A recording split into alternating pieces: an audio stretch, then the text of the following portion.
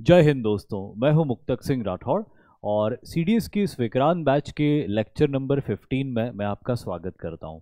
आज का हमारा एक बहुत इम्पॉर्टेंट टॉपिक है और उस टॉपिक का नाम है इंडियन रेनेसॉ। इसको कई लोग social and religious reforms in modern India के नाम से भी जानते हैं, लेकिन इंडियन रेनेसॉ एक ज़्यादा पॉपुलर नेम है। लेकिन इस चैप्टर को शुरू करने से पहले एक बार हम ये देखें कि रेनेसॉ का मतलब क्या होता है। रेनेसॉ एक फ्रेंच वर्ड होता है जिसका मतलब होता है पुनर्जागरण। इसका हिंदी मीनिंग पुनर्जागरण होता है, लेकिन इंडियन हिस्ट्री के अर्ली मॉडर्न फेज में ये पुनर्जागरण किस कॉन्टेक्स्ट में बताया जा रहा है वही इस चैप्टर के अंदर हम डिस्कस करेंगे। जो मेजर टॉपिक्स इस चैप्टर के अंदर हम देखेंगे वो हैं ब्रह्मो समाज, आर्य समाज, ईश्वर चंद्र विद्यासागर और उनके रिफॉर्म्स, और स्वामी विवेकानंद और उनकी फिलॉसफी और उनके फिलॉन्थ्रफी के काम। ये सारे कोर टॉपिक्स होंगे आज के लेक्चर्स में, और इसके अलावा कुछ और भी रिफॉर्म्स होंगे जिनके बारे में हम बात करेंगे। तो आइए सबसे पहले बात करते हैं हम कि what are social reforms. Because जैसे कि मैंने आपको कहा कि इंडियन रेनेसॉ भारतीय पुनर्जागरण का दौर है, और मैं हमेशा कहता हूं कि पुनर्जागरण का मतलब ये होता है कि पहले आप जागे हुए थे, फिर सो गए, और वापस जब आप जागे तो उसको कहते हैं पुनर्जागरण। तो भारत के इतिहास के कॉन्टेक्स्ट में अर्ली मॉडर्न हिस्ट्री के फेज में इस पुनर्जागरण के अध्याय को क्यों माना गया है? क्योंकि ऐसा कुछ हुआ था उस वक्त कि सोसाइटी में बहुत सारे रिफॉर्म्स और रिवाइवल्स हुए थे, और उन्हीं रिफॉर्म्स और रिवाइवल्स की वजह से समाज बहुत बदला था, और उस बदले हुए समाज का राजनीति के ऊपर भी बहुत प्रभाव पड़ा था, जिसने आने वाले वक्त में इंडिया के फ्रीडम स्ट्रगल को भी शेप किया था। और इसीलिए ये सोशल रिफॉर्म्स पॉलिटिकली भी बहुत इंपॉर्टेंट है और इसीलिए इनको पढ़ा जाता है। लेकिन सबसे पहले ये जानते हैं कि सोशल रिफॉर्म्स होता क्या है। What are social reforms? Read करते हैं और फिर उसको समझेंगे। Social reforms are referred to the changes brought in the Indian society during the 19th century। अच्छा, जब मैं 19th century की बात करता हूँ तो मैं हमेशा ये बता चुका हूँ कई बार, लेकिन दोबारा बताने में कोई हर्ज नहीं है। जब मैं 19th century की बात कर रहा हूँ तो मैं कौन से सालों की बात कर रहा हूँ? तो I am talking about period between the period between 1800 to 1900 AD. AD obviously अब एडी चल रहा है, तो आई डोंट थिंक इसको मेंशन करने की ज़रूरत है, लेकिन this is the 19th century. जब मैं 19th सेंचुरी की बात करता हूँ तो 18 साल, 18 यानी कि सन 1800 से लेके सन 1900 के बीच का जो दौर रहा है इसको कहते हैं 19th सेंचुरी। अब इस 19th सेंचुरी में बहुत सारे ऐसे सोशल चेंजेस और रिवाइवल्स हुए थे जिन्हें ही सोशल रिफॉर्म कह के रेफर किया जाता है। आगे क्या लिखा हुआ है? These changes gave promotion to rational thinking. Now what is rational thinking?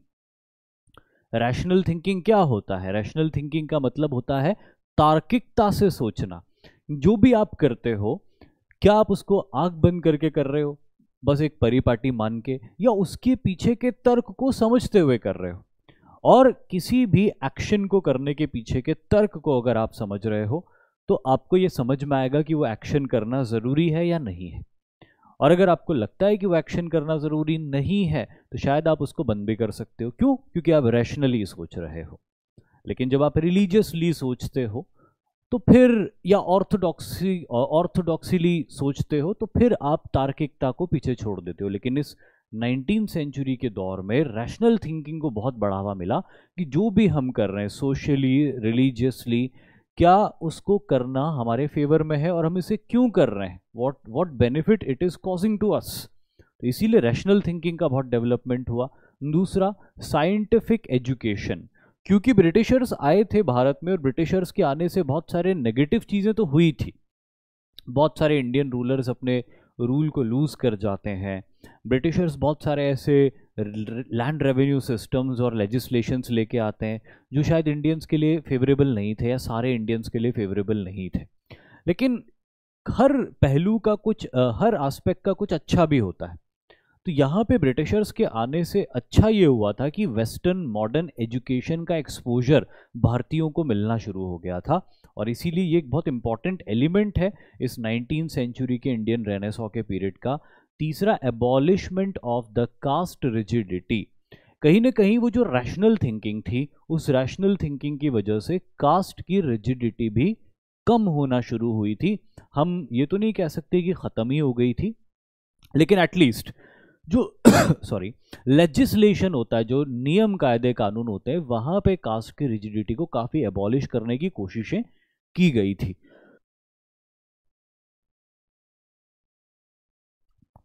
अगला इंपॉर्टेंट पॉइंट है improvement in the condition of women.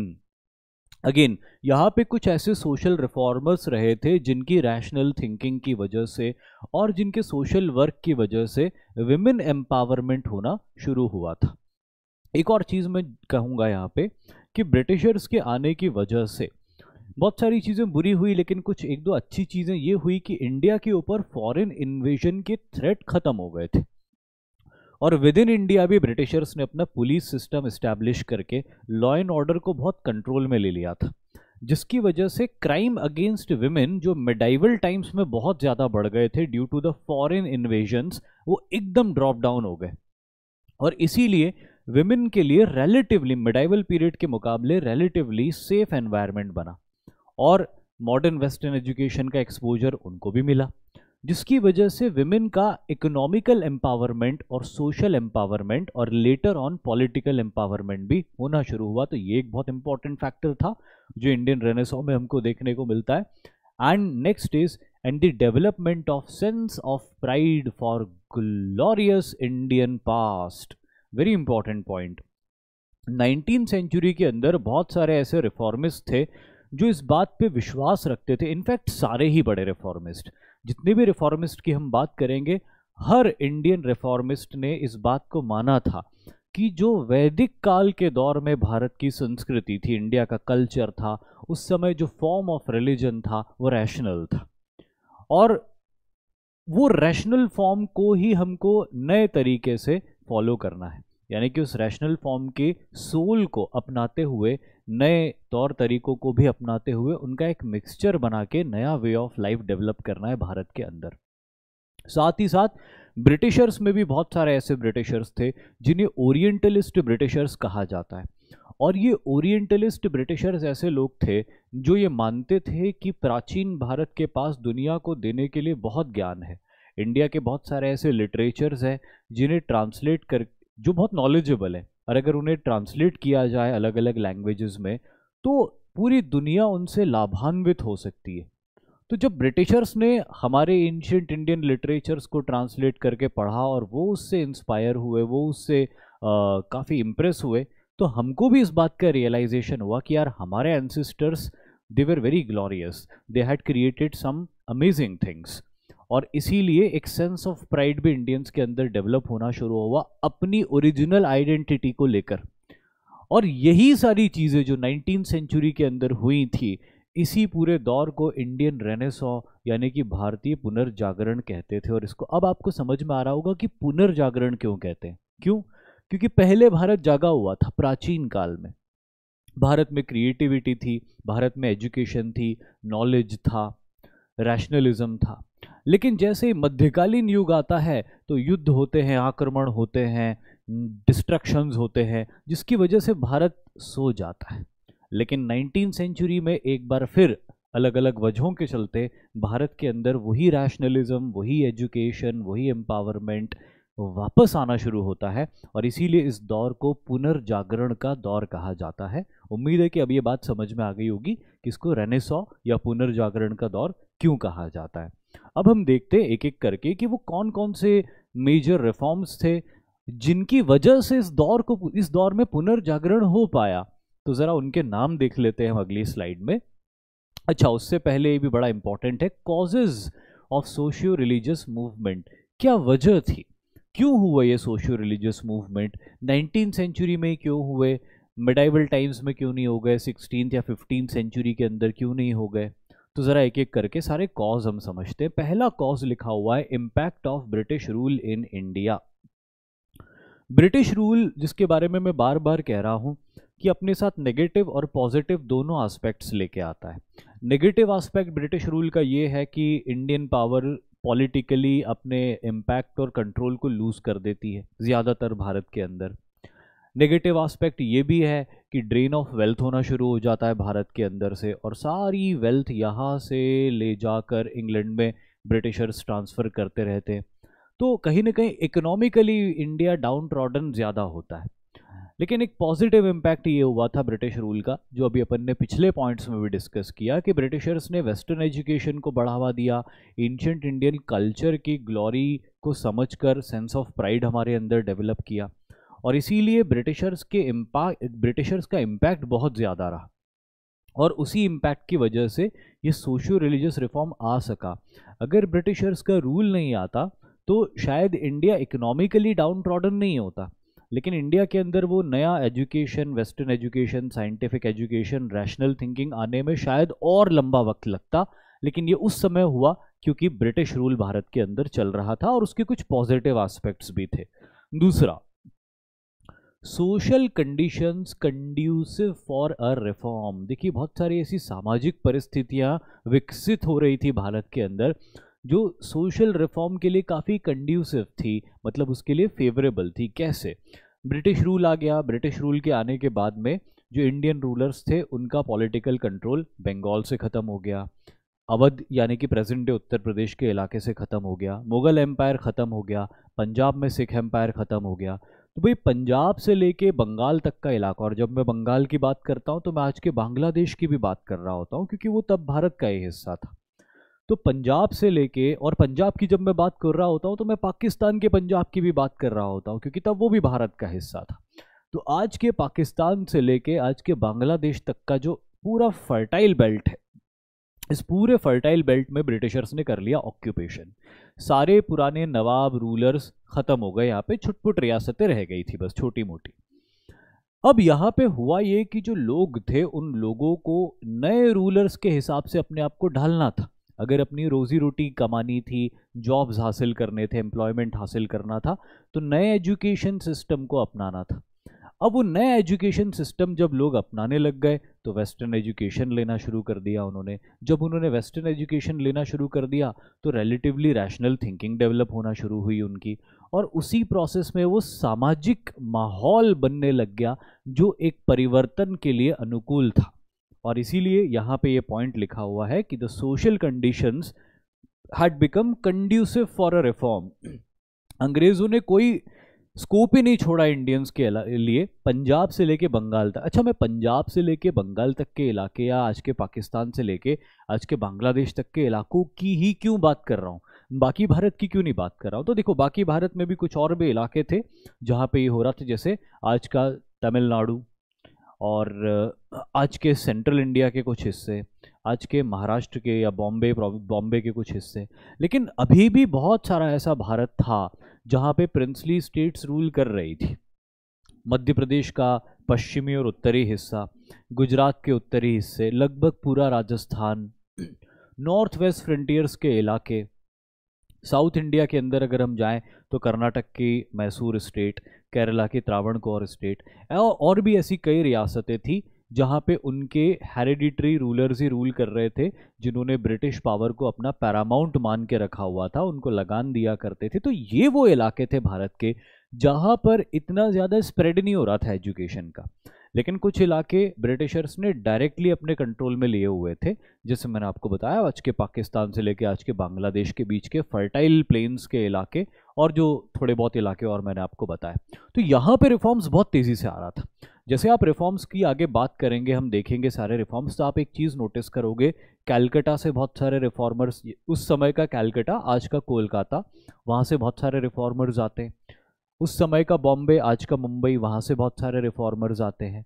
Madras उस समय का आज का चेन्नई, वहाँ से बहुत सारे रिफॉर्मर्स आते हैं। लेकिन आप मध्य प्रदेश, राजस्थान, गुजरात या फिर कर्नाटका या कुछ दूसरे कश्मीर के इलाके, नॉर्थ वेस्टर्न फ्रंटियर्स के इलाके से रिफॉर्मर्स नहीं देखोगे। क्यों? क्योंकि इसकी वजह है कि वहाँ पे ब्रिटिशर्स का डायरेक्ट रूल नहीं था। इसीलिए ब्रिटिशर्स जहाँ पे रूल कर रहे थे वहाँ पे लोगों को अपने आप को बदलना ही पड़ा, और उस बदलने की प्रोसेस में सोशल रिफॉर्म लाने की प्रक्रिया तेज हो गई, कंड्यूसिव माहौल डेवलप हो गया वहाँ पे। Challenges to the Indian culture and religion, बड़ा इंपॉर्टेंट और इंटरेस्टिंग पॉइंट है ये। होता ये है कि बहुत सारे जो इंग्लिश स्कूल्स खुलते हैं खास तौर पे उन प्रोविंसेस में जो ब्रिटिशर्स डायरेक्टली रूल कर रहे थे। अच्छा चलिए, एक काम करता हूँ, मैं एक नक्शा बना के आपको बता ही देता हूँ कि उस समय 19th सेंचुरी में कौन कौन से इलाके प्रिंसली स्टेट थे और कौन कौन से इलाके डायरेक्टली ब्रिटिशर्स के द्वारा रूल किए गए थे। तो एक स्लाइड ऐड करते हम, और उस स्लाइड को ऐड करके यहाँ पे एक नक्शा बनाते हैं। कलर ये वाला चूज कर लेते हैं, इंडियन सब कॉन्टिनेंट का मैप बनाते हैं।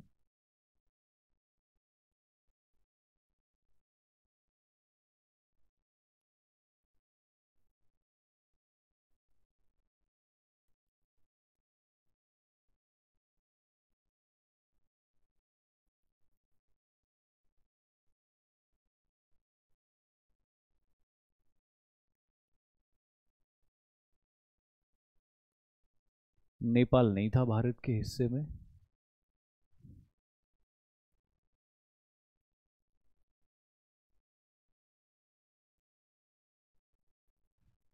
ओह,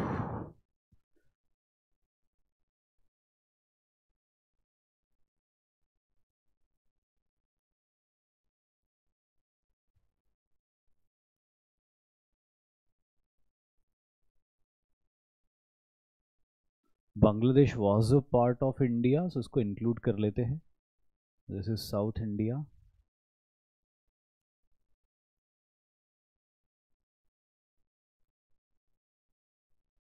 Pakistan was a part of India.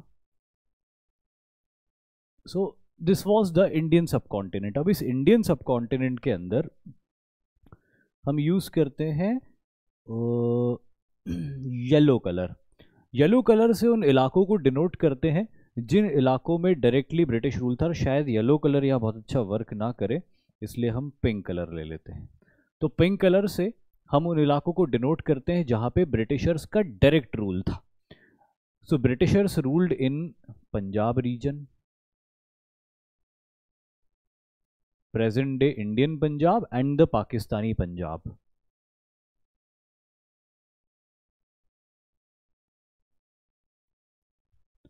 Present day Haryana region. Punjab में एक दो छोटी मोटी रियासतें थी, जैसे नाभा की रियासत, पटियाला की रियासत, तो मैं अलग से उसको मार्क नहीं करता, you can just remember it. Almost entire Uttar Pradesh region, जिसको ब्रिटिशर्स यूनाइटेड प्रोविंस कह के बुलाते थे, और इसीलिए ब्रिटिशर्स यूनाइटेड प्रोविंस को यूपी बोलते थे। तो बाद में जब आज़ादी मिली भारत को, तो आज़ादी से पहले वो यूनाइटेड प्रोविंस कहा जाता था। तो तमाम लोग, इंडियंस भी और ब्रिटिशर्स भी, उसको यूपी कह के बुलाते थे।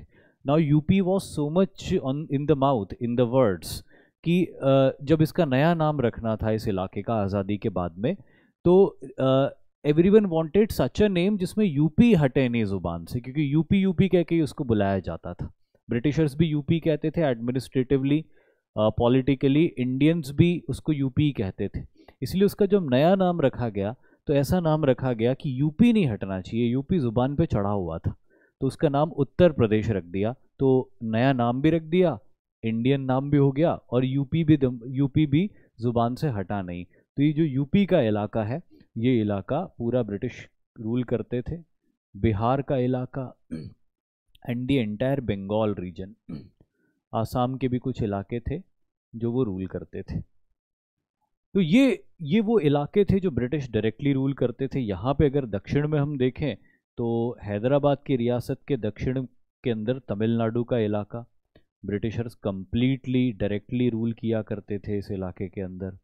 यहाँ पे महाराष्ट्र में देखें तो much of the Maharashtra region, Maharashtra में भी छोटी छोटी रियासतें थी, कोल्हापुर की, सातारा की जैसी रियासतों को छोड़ दिया जाए तो बॉम्बे वगैरह महाराष्ट्र के और दूसरे इलाकों में ब्रिटिशर्स का डायरेक्टली रूल था।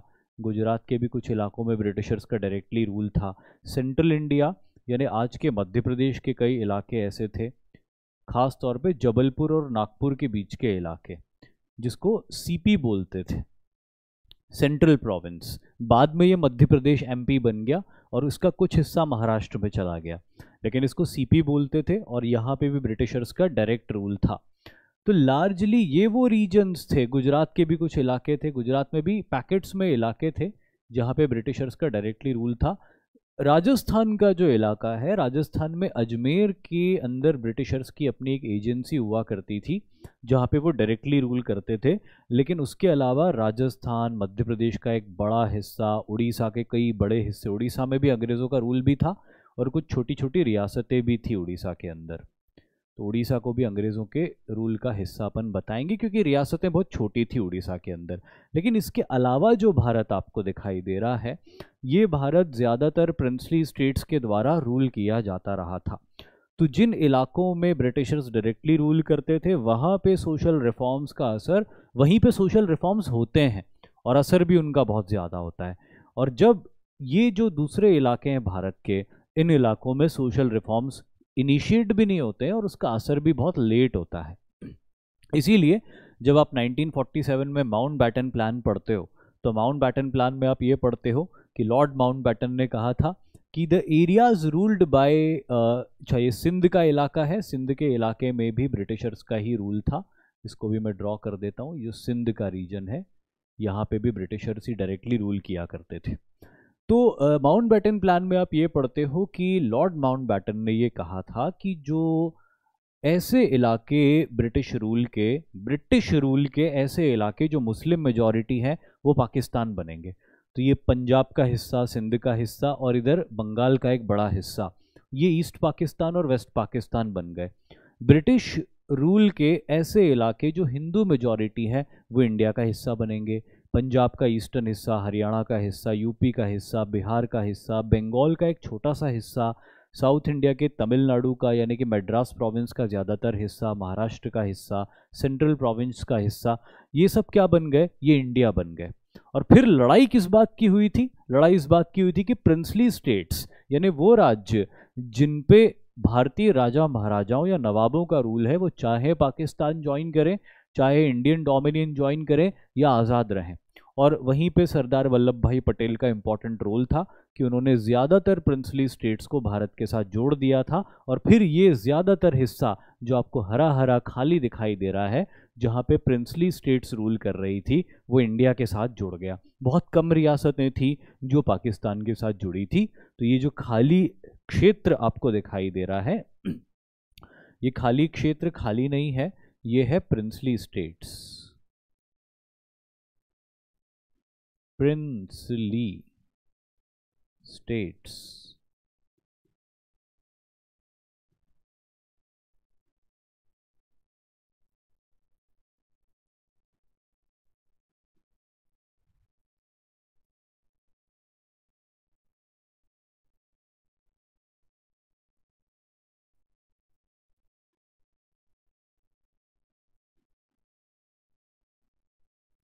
तो ये सारी प्रिंसली स्टेट्स है। राजस्थान, जो आज का राजस्थान है, उस समय का राजपूताना, आज का वेस्टर्न मध्य प्रदेश, आज का northern Madhya Pradesh, north eastern Madhya Pradesh, Rewa की रियासत हुआ करती थी, यहाँ पे पन्ना की रियासत हुआ करती थी, ये हैदराबाद की एक बहुत बड़ी रियासत हुआ करती थी, यह त्रावणकोर और मैसूर की रियासत हुआ करती थी, और इनके अलावा कई छोटी छोटी रियासतें भी भारत के अंदर फैली हुई थी जो ज़्यादातर भारत में मिली थी।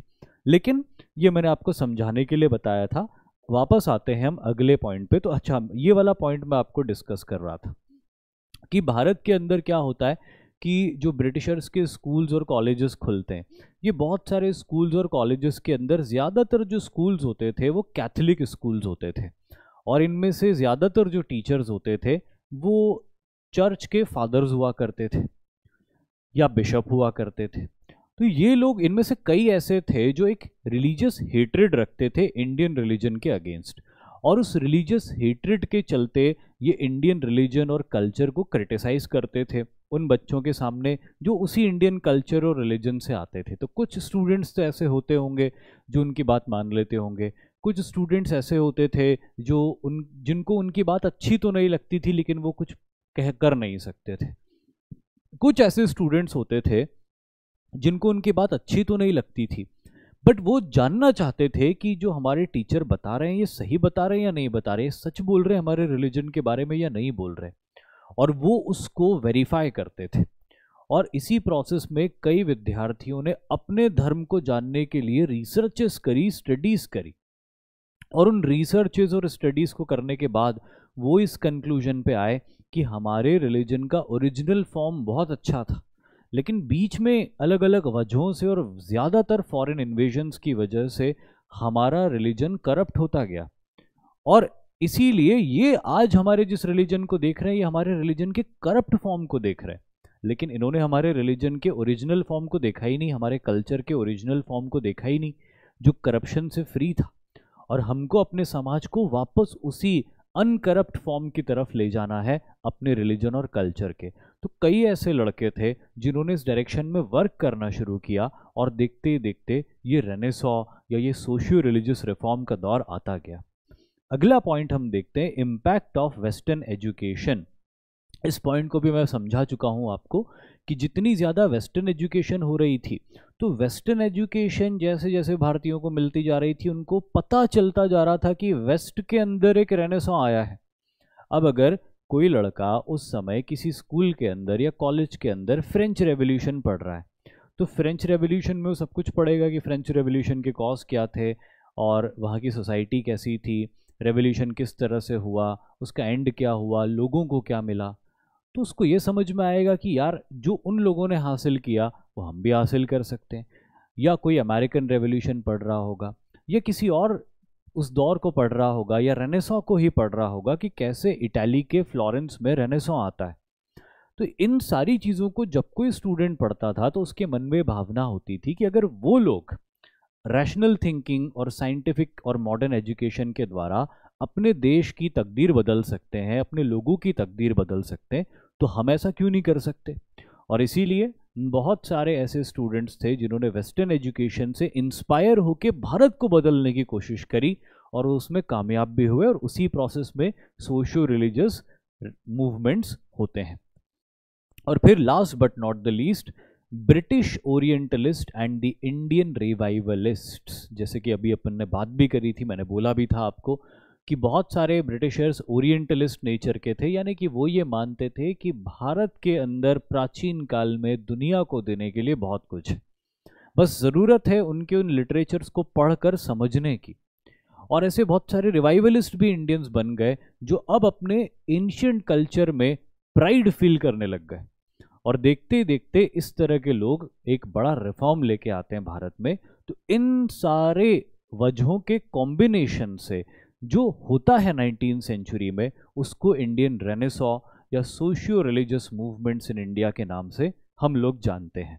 अब ज़रा हम एक एक करके देखते हैं कि किस किस नेचर के ये रिफॉर्म्स होते हैं। तो ये जो रिफॉर्म्स होते हैं या जो इंडियन रेनेसॉ का दौर था, इसमें हमको दो तरह के रिफॉर्म्स देखने को मिलते हैं।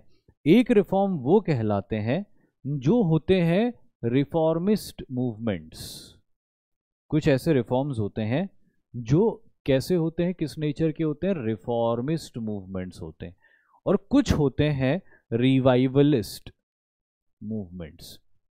दोनों में क्या फर्क है जरा उसको हम देखते हैं, मैं समझा देता हूं आपको।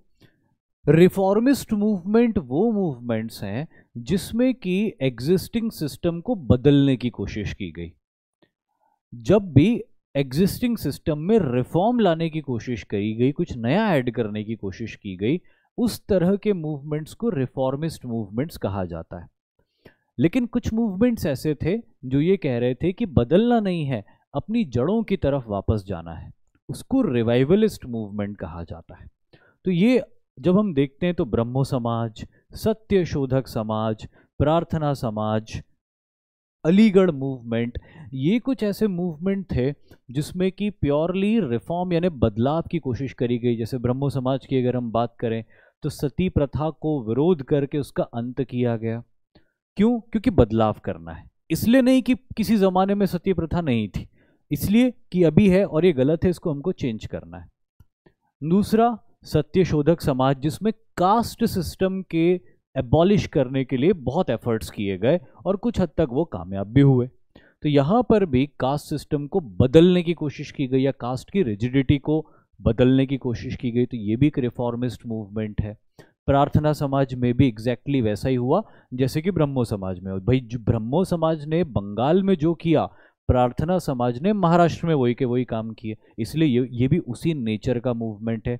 या अलीगढ़ मूवमेंट जो सर सैयद अहमद खान की लीडरशिप और इंस्पिरेशन से हुआ था, इसमें मुस्लिम सोसाइटी के अंदर पॉजिटिव चेंजेस लाने की कोशिश की गई थी और वहाँ पे वेस्टर्न एजुकेशन को बढ़ावा देने की कोशिश की गई थी, क्योंकि उस ज़माने में मुस्लिम सोसाइटी में ये सोचा जाता था कि किसी मुस्लिम को किसी और लिटरेचर को पढ़ने की ज़रूरत नहीं है, उसको सिर्फ दीनी तालीम की ज़रूरत है और दीनी तालीम हासिल करके वो सारा इल्म हासिल कर सकता है, फिर उससे बढ़कर कोई इल्म नहीं है। लेकिन सर सैयद अहमद खान ने कहा था कि अच्छी बात है दीनी तालीम जो रिलीजियस एजुकेशन होता है उसको हासिल करना, लेकिन पैरेलली उसके साथ साथ आज के दौर की डिमांड ये है कि वेस्टर्न एजुकेशन का भी एक्सपोजर लोगों को मिलना चाहिए अगर वक्त के साथ कदम से कदम मिला के चलना है। तो उन्होंने भी एक बदलाव करने की कोशिश करी थी, इसलिए वो भी एक रिफॉर्मिस्ट मूवमेंट था।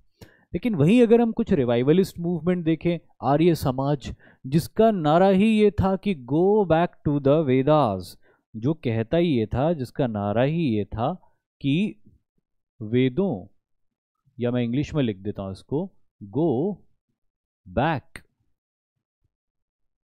टू द वेदास, वेदों की ओर लौटो। मतलब कि प्राचीन वैदिक काल का जो दौर था वही रैशनल दौर था और हमको वैसा ही वे ऑफ लाइफ बनाना है। तो बदलाव यहाँ पे भी हो रहा था, लेकिन किसके रिस्पेक्ट में या किससे इंस्पायर होके? अपने पुराने कल्चर से। इसीलिए इसको रिवाइवलिस्ट मूवमेंट कहा गया है। थियोसॉफिकल सोसाइटी जो दुनिया और भारत के प्राचीन धर्मों से प्रेरणा लेकर नया वे ऑफ लाइफ बनाने की कोशिश करती थी, वो भी उसी नेचर के मूवमेंट्स थे। And Ramakrishna mission established by Swami Vivekanand was also a revivalist kind of movement। तो पूरे सोशल रिलीजियस मूवमेंट और इंडियन रेनेसॉ के दौर में हमको कुछ रिफॉर्मिस्ट और कुछ रिवाइवलिस्ट मूवमेंट्स दिखाई देते हैं। दोनों का लक्ष्य एक ही था, बेहतर वे ऑफ लाइफ को भारत के अंदर डेवलप करना। दोनों की सोच अलग अलग थी। कोई कहते थे एग्जिस्टिंग सिस्टम को बदलना है, कोई अपने पुराने सिस्टम को जो रैशनल था उसको बेहतर मानते हुए वापस उसी की तरफ जाना चाहते थे। अब एक एक करके हम देखते हैं सारे मूवमेंट्स को, और उसमें सबसे पहला और इम्पॉर्टेंट आता है ब्रह्मो समाज एंड राजा राम मोहन रॉय। राजा राम मोहन रॉय को कहा जाता है फादर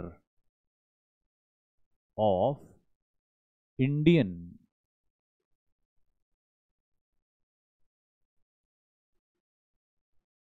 रेनेसॉ। इनको कहा जाता है फादर ऑफ इंडियन रेनेसॉ। क्यों? क्योंकि पहली बार अगर किसी तरह का कोई सोशल रिलीजियस मूवमेंट भारत में हुआ था तो वो इन्हीं की प्रेरणा से हुआ था, इन्हीं के एफर्ट्स से हुआ था।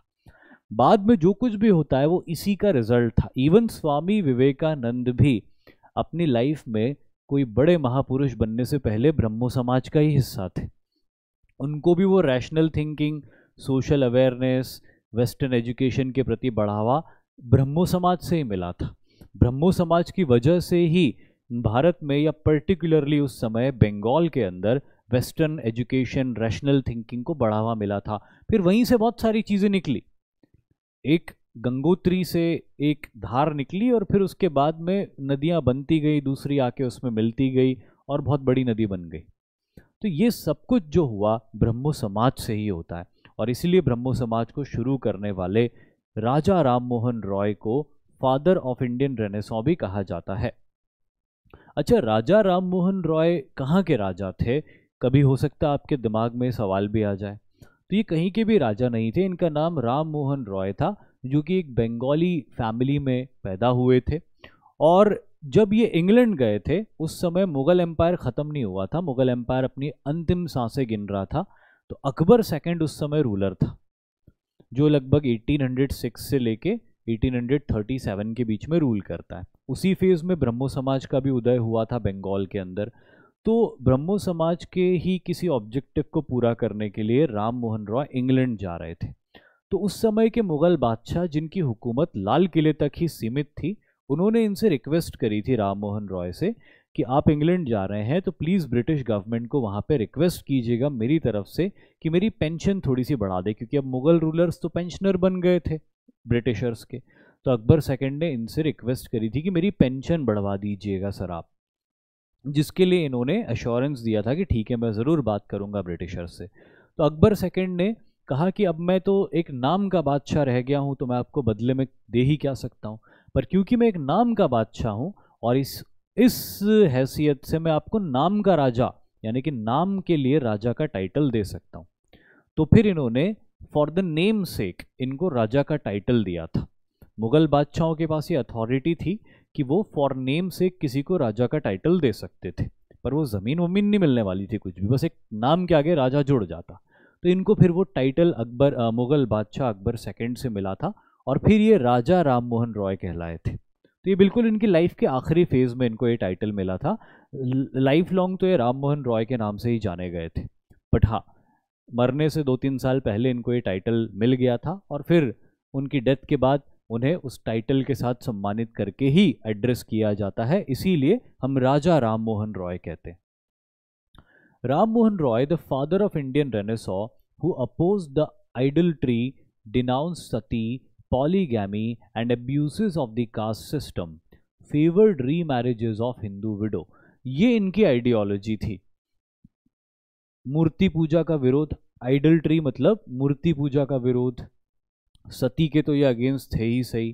पॉलीगैमी मतलब कि एक पुरुष की कई स्त्रियों के साथ में विवाह होना, इसको बहुविवाह कहते हैं हिंदी में, इंग्लिश में इसको पॉलीगैमी कहते हैं।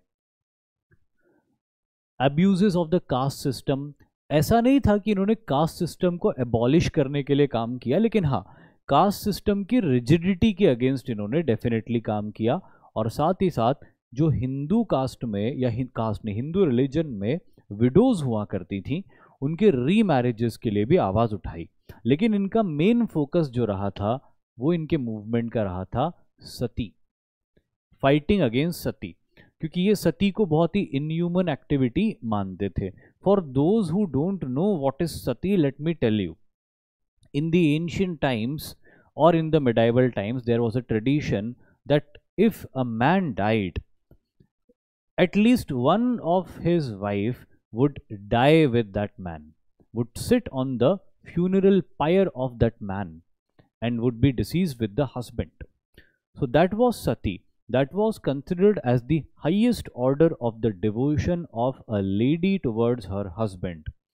किसी भी पुरुष की मृत्यु के बाद उस पुरुष की कई पत्नियों में से कोई कम से कम कोई एक पत्नी जब उस पुरुष की चिता के ऊपर बैठकर अपने आप को भी मार देती थी, जलती हुई चिता के ऊपर बैठ के खुद को भी जला के ख़त्म कर लेती थी, उसको सती बोलते थे।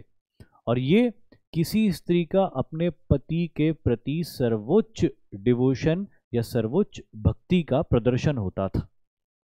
तो ये सती होता था, जो कि बहुत अच्छी प्रैक्टिस मानी जाती थी।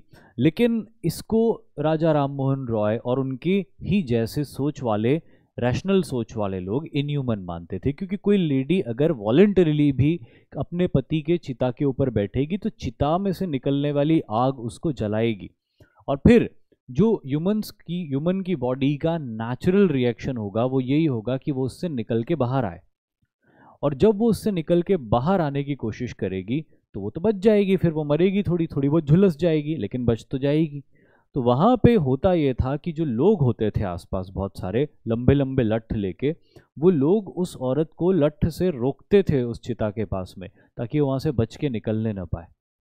और थोड़ी देर में वो आग और वो टेम्परेचर उसको झुलसा के बेहोश कर देते थे, फिर वो वहाँ गिर जाती थी उस आग में और उसकी डेथ हो जाती थी। इस तरह से सती होता था। वो सती जिसमें हम ये सोच सकते हैं कि कोई चिता के ऊपर कोई स्त्री बैठ जाती थी ध्यान के मुद्रा में और जलते जलते जलते वो ख़त्म हो जाती थी बिना चीखे बिना चिल्लाए, ये पॉसिबल नहीं होता था।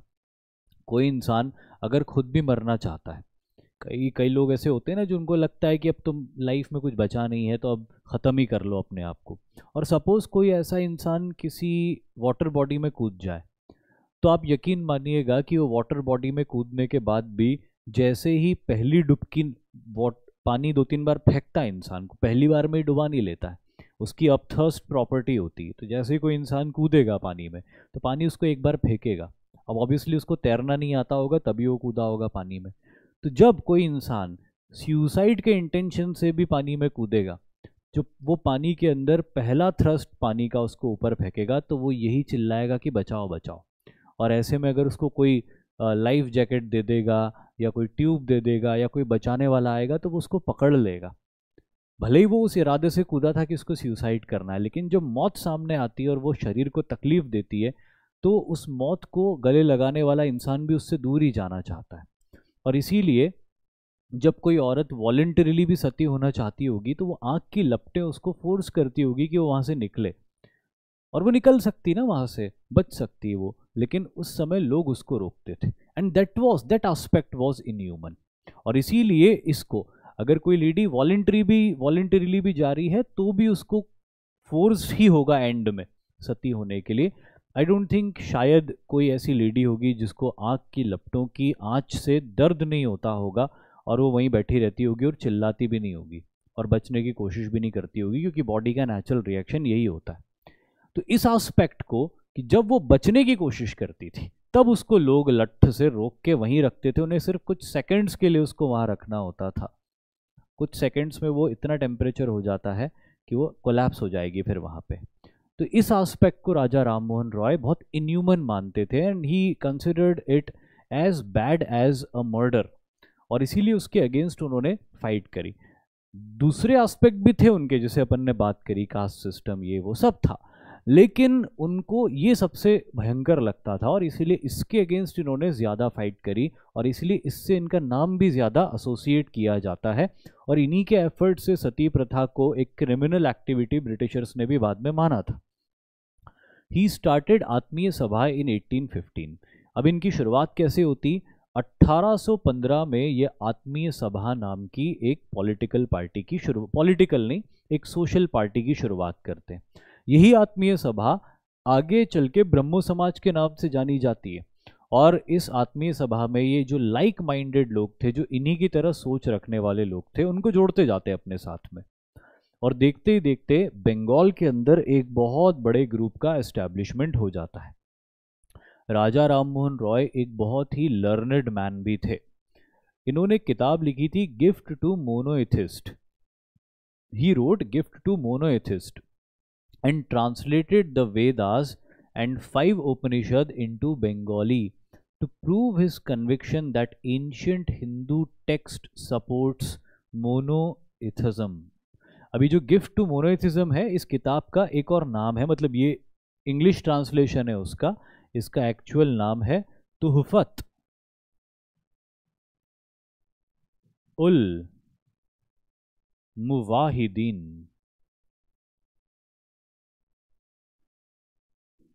तुहफत उल मुवाहिदीन इस किताब का नाम है, गिफ्ट टू मोनोएथिस्ट।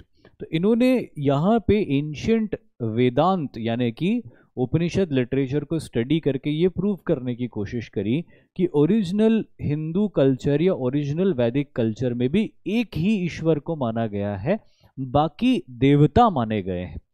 तो देवता अलग हैं, ईश्वर अलग हैं, ये इन्होंने बताया, और ईश्वर एक ही है, इस किताब के द्वारा इन्होंने बताया।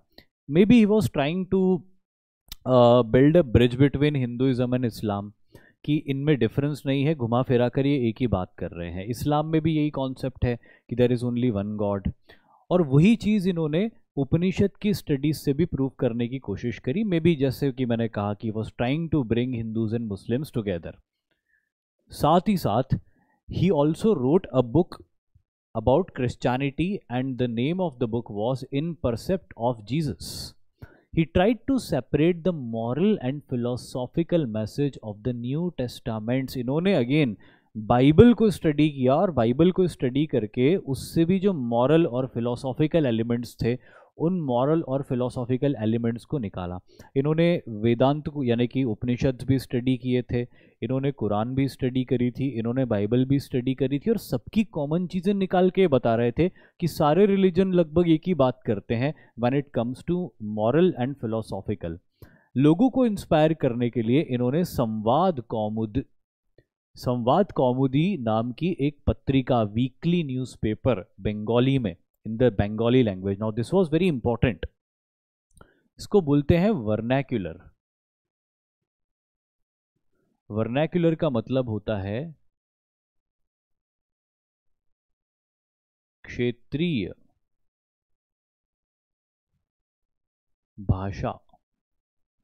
क्योंकि भारत में बहुत सारे लोग उस समय ऐसे थे जो इंग्लिश तो नहीं जानते थे लेकिन हिंदी भी नहीं पढ़ सकते थे, और इसीलिए भारत के ज़्यादातर लोग ऐसे थे जो अपने इलाके की लैंग्वेज और स्क्रिप्ट को बेहतर समझ और पढ़ सकते थे, और इसलिए उनको अगर अवेयर करना था तो वर्नैक्युलर लैंग्वेजेस यानी क्षेत्रीय भाषाओं का बहुत यूज़ करना था। और इसीलिए इन्होंने बंगाली में लोगों को अवेयर करने के लिए संवाद कौमुदी नाम की पत्रिका, वीकली न्यूज़पेपर को पब्लिश करना शुरू किया।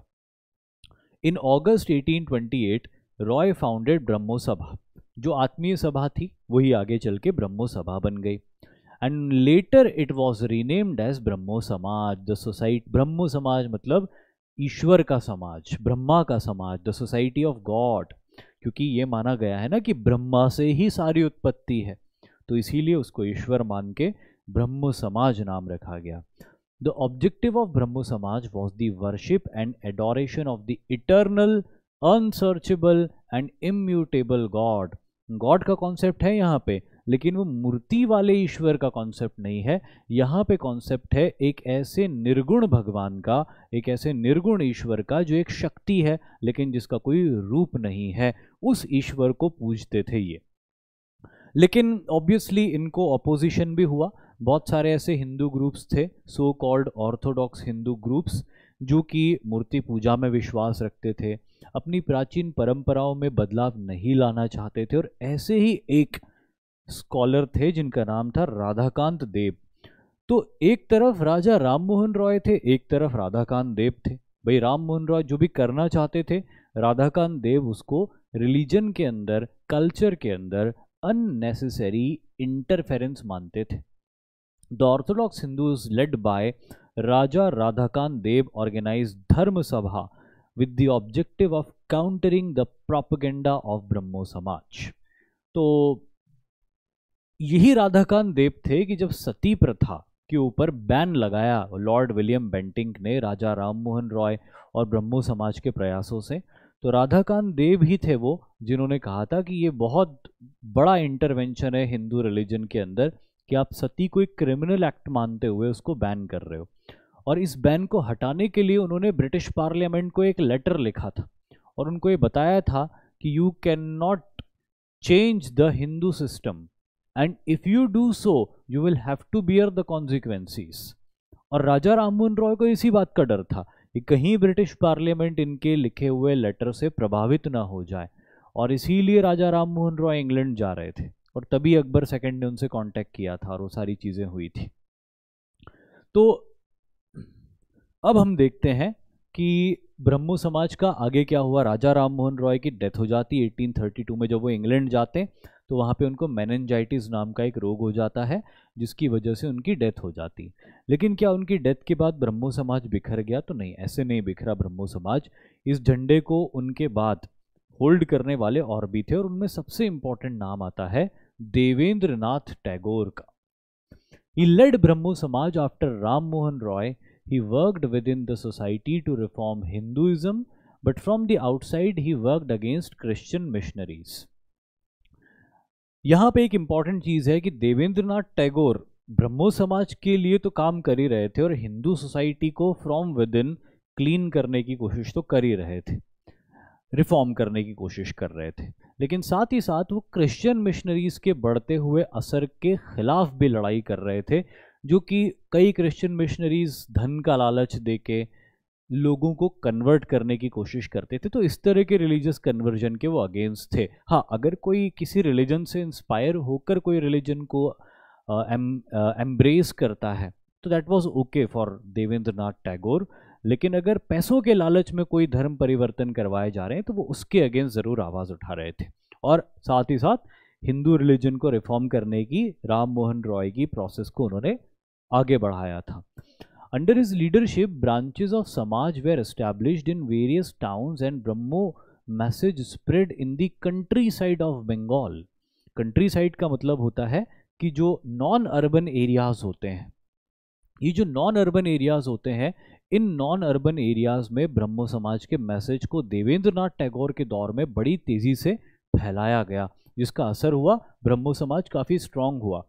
लेकिन जब किसी ऑर्गेनाइजेशन में बहुत सारे लोग जुड़ते हैं तो फिर अच्छे भी आते हैं, बुरे भी आते हैं, आपसे अलग सोच के लोग भी आते हैं, तो कुछ डिस्टर्बेंस भी क्रिएट होता है, फैक्शंस भी बनते हैं, और वैसा ही ब्रह्मो समाज के अंदर हुआ।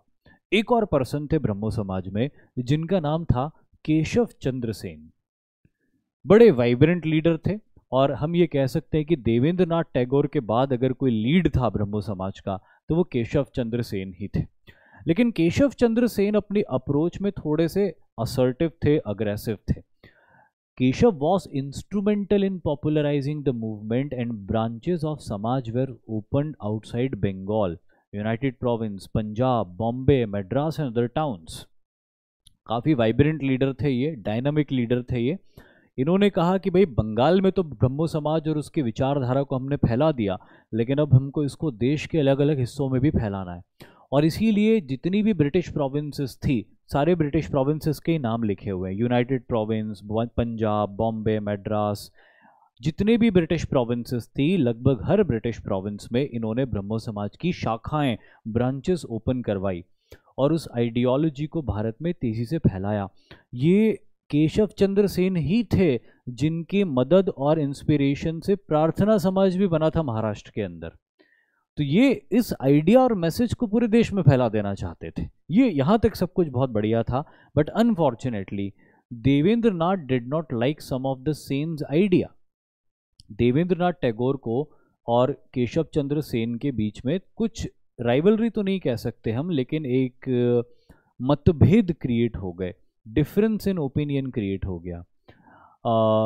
और देवेंद्रनाथ टैगोर को ऐसा लगता था कि Keshav Chandra Sen is trying to be too fast, too aggressive and too radical, और इसीलिए जैसे कि such as cosmopolitanization of the Samaj, meeting by the inclusion of teaching from all religion, and his strong views against the caste system and even support to intercaste marriages। अब देखिए, देवेंद्रनाथ टैगोर एक ऐसे इंसान थे जो ये मानते थे कि हिंदू धर्म में बुराई नहीं है, करप्शन ला दिए गए, तो अगर हम उन करप्शंस को धीरे धीरे एलिमिनेट कर ले तो हमको दूसरे रिलीजन से टीचिंग्स लेने की ज़रूरत नहीं है। लेकिन केशव चंद्र सेन एक ऐसे इंसान थे जो ये मानते थे कि हर रिलीजन के अंदर कुछ अच्छी बात है और नेसेसरीली ब्रह्मो समाज में हर रिलीजन की कुछ अच्छी बातों को शामिल करना चाहिए। Keshav Chandra Sen became so aggressive that he started emphasizing or insisting the members of Brahmo Samaj to marry their children in the intercastes। यानी कि उन्होंने ये कहा, ब्रह्मो समाज के जो लड़के लड़की, ब्रह्मो समाज के जो मेंबर्स हैं, उनके जो बच्चे बच्चियां हैं, वो अपने बच्चों की शादी अपनी कास्ट में ना करके किसी दूसरी जाति में करें, जिससे इंटरकास्ट मैरिजेस को बढ़ावा मिले। अब यहाँ पे प्रॉब्लम ये थी कि कौन किससे विवाह करेगा, ये एक पर्सनल चॉइस होती है, इसको पॉलिटिकली किसी के ऊपर नहीं थोपा जा सकता, सोशली किसी के ऊपर नहीं थोपा जा सकता, इकोनॉमिकली नहीं थोपा जा सकता। तो यहाँ पे देवेंद्रनाथ टैगोर को ऐसा लगता था कि ये कॉस्मोपॉलिटनाइजेशन करने की जो कोशिश है ब्रह्मो समाज की, वो भी बड़ी तेज़ी से, ये सही नहीं है, उचित नहीं है, और इसीलिए ब्रह्मो समाज अलग हो गया। और ब्रह्मो समाज अलग होके केशव चंद्र सेन ने अपना एक अलग अलग ब्रह्मो समाज बनाया। Keshav Chandra Sen and his followers broke away from Brahmo Samaj in 1866 and established what was called as Brahmo Samaj of India। एक नया ब्रह्मो समाज खुल गया 1866 में, Brahmo Samaj of India. Devendranath's more orthodox group came to be known as Adi Brahmo समाज। तो जो वो ब्रह्मो समाज था जो ओरिजिनल था, अब वो आदि ब्रह्मो समाज था, और नया ब्रह्मो समाज ऑफ इंडिया के नाम से जाना गया। अब यहाँ पे भी फर्दर आगे डिवीजन हुआ। क्यों? क्योंकि केशव चंद्र सेन की एक 13 साल की लड़की की उन्होंने शादी करी कूच बिहार के राजकुमार। कूच बिहार एक छोटी सी प्रिंसली स्टेट है आज की तारीख में नॉर्थ बंगाल के इलाके में।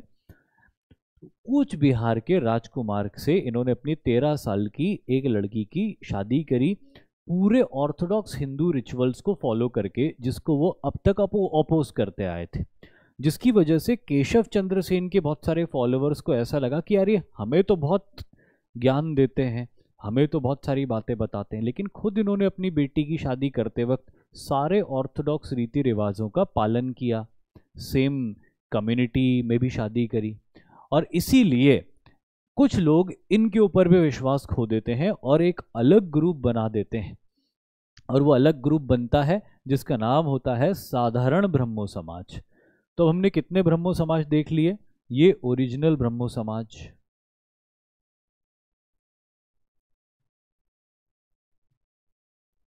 अब इस ओरिजिनल ब्रह्मो समाज से दो ब्रह्मो समाज निकले, एक बन गया आदि ब्रह्मो समाज,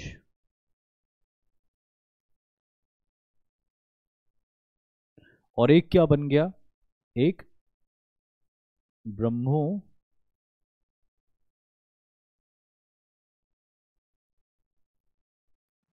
ऑफ इंडिया। और इसी ब्रह्मो समाज ऑफ इंडिया से आगे चल के क्या बन गया? साधारण।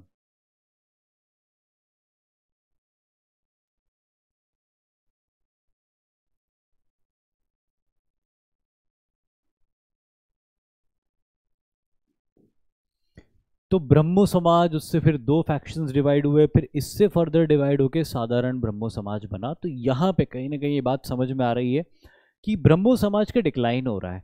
ब्रह्मो समाज is losing its ground among the people because it is now being divided in so many parts.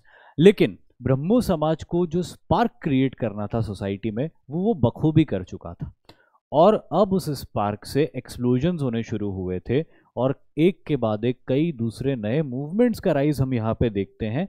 जैसे एक मूवमेंट होता है, हालांकि ये ब्रह्मो समाज से इंस्पायर्ड मूवमेंट हम नहीं कह सकते, ये अपने आप में एक इंडिपेंडेंट मूवमेंट था।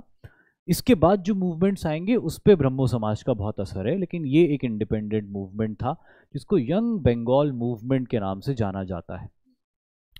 ये यंग बंगाल मूवमेंट को प्रोपोगेट करने वाला एक यंग लड़का था जिसका नाम था हेनरी विवियन डिरोजियो, और इनके फॉलोअर्स डिरोजियंस के नाम से भी जाने जाते थे। जरा इसके बारे में अपन रीड करते करते समझते हैं। During the late 1820s and 1830s, ये वही फेज है जहां एक तरफ ब्रह्मो समाज अपना काम तो कर ही रहा था। There emerged a radical intellectual trend among the youth in Bengal which came to be known as Young Bengal Movement। मतलब कि 1820 से 1830 के दशक के बीच में बंगाल के युवाओं के बीच में एक इंटेलेक्चुअल ट्रेंड डेवलप हुआ था जो रेडिकल भी था नेचर में, और इसी को यंग बंगाल मूवमेंट कहा गया था। किसके इंस्पिरेशन से ये हुआ था? ये हुआ था हेनरी विवियन डिरोजियो के इंस्पिरेशन से, जो कि प्रोफेसर थे इंग्लिश और हिस्ट्री के, जो हिंदू कॉलेज उस समय के कैलकाटा, आज के कोलकाता में पढ़ाते थे। वो एक खुली विचारधारा और ओपन माइंडेडनेस और रैशनलिज्म की थॉट प्रोसेस रखने वाले प्रोफेसर थे, और अक्सर अपने स्टूडेंट्स को उसी दिशा में आगे बढ़ाने की कोशिश करते थे। Apart from obviously teaching his syllabus, वो स्टूडेंट्स को ट्रेंड ब्रेक करने के लिए मोटिवेट करते थे। रैशनल थिंकिंग, साइंटिफिक एजुकेशन, ये सारी चीज़ें जो हमने ब्रह्मो समाज में भी देखी थी, उन्हीं एलिमेंट्स को ये बढ़ावा देते थे। थॉट प्रोसेस वही थी। Derozio inspired his pupils to think freely, rationally, question all authority, love, liberty, equality, freedom, oppose decadent customs and tradition। मतलब जो पुराने तौर तरीके, कस्टम, ट्रेडिशंस हैं, जो क्यों होते हैं समझ में नहीं आता, उसको भी ये अपोज करके ख़त्म करने की कोशिश करते थे। अब इनके बहुत सारे स्टूडेंट्स इनसे इंस्पायर होकर उस वे ऑफ लाइफ को अपनाने लगते थे, और जब ये बदलाव स्टूडेंट्स के अंदर उनके पेरेंट्स देखते तो वो पेरेंट्स कंप्लेन करते हिंदू कॉलेज में आके कि ये हो क्या रहा है, कॉलेज वाले हमारे बच्चों को धर्म और हमारे संस्कृति से दूर क्यों करने की कोशिश कर रहे हैं। तो यहाँ पे कॉलेज वाले पता करते तो उनको पता चलता है कि यार प्रोफेसर हेनरी विवियन डिरोजियो है जो बच्चों को भड़का रहे हैं। भड़का रहना है तो सही वर्ड नहीं होगा भड़काना तो, लेकिन उनकी नज़र में तो भड़का ही रहे थे, और इसीलिए वो हेनरी विवियन डिरोजियो को कहते हैं कि आप अपना पढ़ाई करवाओ, सिलेबस कंप्लीट करवाओ, सैलरी लो, घर जाओ, ये क्यों इन चक्करों में पड़े हुए हो कि मूवमेंट लेके आओगे, बदलाव लेके आओगे, ये सब छोड़ो। लेकिन हेनरी विवियन डिरोजियो अपनी सोच के पक्के थे। उन्होंने बोला नहीं, मुझे जो सही लगता है मैं वही करूँगा, और इसीलिए कॉलेज ने इनको निकाल दिया। ये कॉलेज से चले गए, उसके बाद भी ये मूवमेंट शायद आगे चलता रहता, बट अनफॉर्चुनेटली इनकी बहुत कम एज में डेथ हो गई। जब इनको कॉलेज से निकाला गया था तब ये 17-18 साल के थे, और बाय द टाइम ये 22-23 साल के हुए इनकी बीमारी की वजह से मौत हो गई। और इनकी डेथ के साथ ही ये यंग बंगाल मूवमेंट भी ख़त्म हो गया। अगर इनकी डेथ नहीं होती तो हो सकता है कि father of Indian renaissance Henry Vivian Derozio को कह दिया जाता, राजा राम मोहन रॉय को नहीं कहा जाता। But fortunately unfortunately Henry Vivian Derozio की डेथ हो गई, और उसी के साथ ये यंग बंगाल मूवमेंट भी ख़त्म हो गया। लेकिन एक दशक में यंग बंगाल मूवमेंट का बड़ा प्रभाव रहा था बंगाल में, और इसीलिए हमने इसको यहाँ पे जगह दी। इसके बाद ईश्वर चंद्र विद्यासागर बहुत इंपॉर्टेंट रोल प्ले करते हैं, जो कि डेफिनेटली एक बाय प्रोडक्ट थे ब्रह्मो समाज के। He believed in high moral values, was a deep humanist and was a generous to the poor. खुद इनका जन्म एक गरीब ब्राह्मण परिवार में हुआ था। बहुत कम एज में ही इनके पेरेंट्स की डेथ हो गई थी, जिसकी वजह से इनको लाइफ की तमाम हार्डशिप्स को फेस भी करना पड़ा था। लेकिन पढ़ाई का इनको बहुत शौक था। ये खूब पढ़ाई करते हैं, स्कॉलरशिप्स हासिल करते हैं, हायर एजुकेशन लेते हैं, अपने डिपेंडेंट सिबलिंग्स को भी अपब्रिंगिंग करते हैं। He was determined to break the priestly monopoly of the scriptural knowledge, and for this he opened the Sanskrit College to break the self-imposed isolation of Sanskrit learning। ये इनकी life का objective था, कम से कम initially. ये मानते थे कि कहीं ना कहीं भारत के लोग अपने धर्म को ठीक से समझ नहीं पाते। क्यों नहीं समझ पाते? क्योंकि भारत के अंदर हिंदू धर्म के सारे पवित्र ग्रंथ संस्कृत में लिखे हुए, और क्योंकि संस्कृत भारत के लोग बोल नहीं पाते, समझ नहीं पाते, और इसीलिए ज़्यादातर लोग, इसीलिए वो अपने धार्मिक ग्रंथों से कटे हुए हैं। तो अब वो धार्मिक ग्रंथ को जो पढ़ सकता है वो कैसा भी इंटरप्रेट करके बता सकता है। और इसीलिए इनको लगता था कि अगर भारत का बच्चा बच्चा संस्कृत बोलना और समझना शुरू कर देगा, पढ़ना शुरू कर देगा, तो वो अपने स्क्रिप्चर्स को रीड कर सकता है, और स्क्रिप्चर्स में जो बात लिखी उसको ठीक से समझ सकता है, ताकि उसको कोई भ्रमित ना कर सके, मिसगाइड ना कर सके, एक्सप्लॉइट ना कर सके in the name of religion. और इसीलिए इन्होंने तय किया था कि मैं संस्कृत की नॉलेज को बच्चों बच्चों तक पहुंचाऊंगा, और इसीलिए उन्होंने एक संस्कृत कॉलेज की शुरुआत करी थी, जो कि इनकी लाइफ के अर्ली एम्बिशंस में से एक था। लेकिन जिस बात के लिए ज्यादा जाने जाते हैं, Vidyasagar started a movement in support of window remarriage, which resulted in legislation of the Widow Remarriage Act of 1856. He also worked against child marriage and polygamy. Polygamy में बता चुका हूँ आपको कि बहुविवाह, एक पुरुष का कई स्त्रियों से विवाह। He did much for the cause of women's education. As government inspector of a school, he helped organize 35 girls' school. Bethune School, established in 1849, was one of the pioneer of higher education for the women in India. इसके लिए बहुत ज़्यादा जाने जाते हैं। मैं हमेशा लगभग अपने हर लेक्चर में जब इस टॉपिक पे आता हूँ तो मैं ये कहता हूँ कि आज के ज़माने में जो लड़कियाँ हैं भारत में, उनको ईश्वर चंद्र विद्यासागर का बड़ा शुक्रगुजार होना चाहिए, क्योंकि इन्होंने लड़कियों की एजुकेशन के ऊपर बहुत वर्क किया। इन्होंने एक बात को महसूस किया कि सती प्रथा तो बंद हो गई, लेकिन सती प्रथा के बाद वो औरत जो अब सती नहीं हो रही है लेकिन विडो बन के रह रही है, because there was no concept of remarriage in the Hindu culture. Hindu धर्म के अंदर विवाह एक पवित्र संस्कार है, और इसीलिए ऐसा माना गया है कि विवाह 7 जन्मों का रिश्ता होता है। और इसीलिए कभी पति की जब मृत्यु हो जाती है तो पति की मृत्यु के बाद स्त्री विवाह नहीं करती, क्योंकि एक जन्म में एक ही पति, अगले जन्म में फिर उसकी पत्नी बनेगी। तो ये 7 जन्मों तक चलता रहेगा, यानी कि जन्म जन्मांतर का रिश्ता माना गया है। इसीलिए सोशियोलॉजी में भी यही पढ़ा जाता है कि Hindu marriage is a sacred ritual, एक पवित्र संस्कार होता है। It is not like the Muslim marriage which is a contract marriage. अब वैसे कोई भी रिश्ता सेक्रेड तो उस रिश्ते को निभाने वालों के नज़र में और दिमाग में होता है, लेकिन फिर भी मैं आपको किताब में जो लिखा हुआ है वो बता रहा हूँ।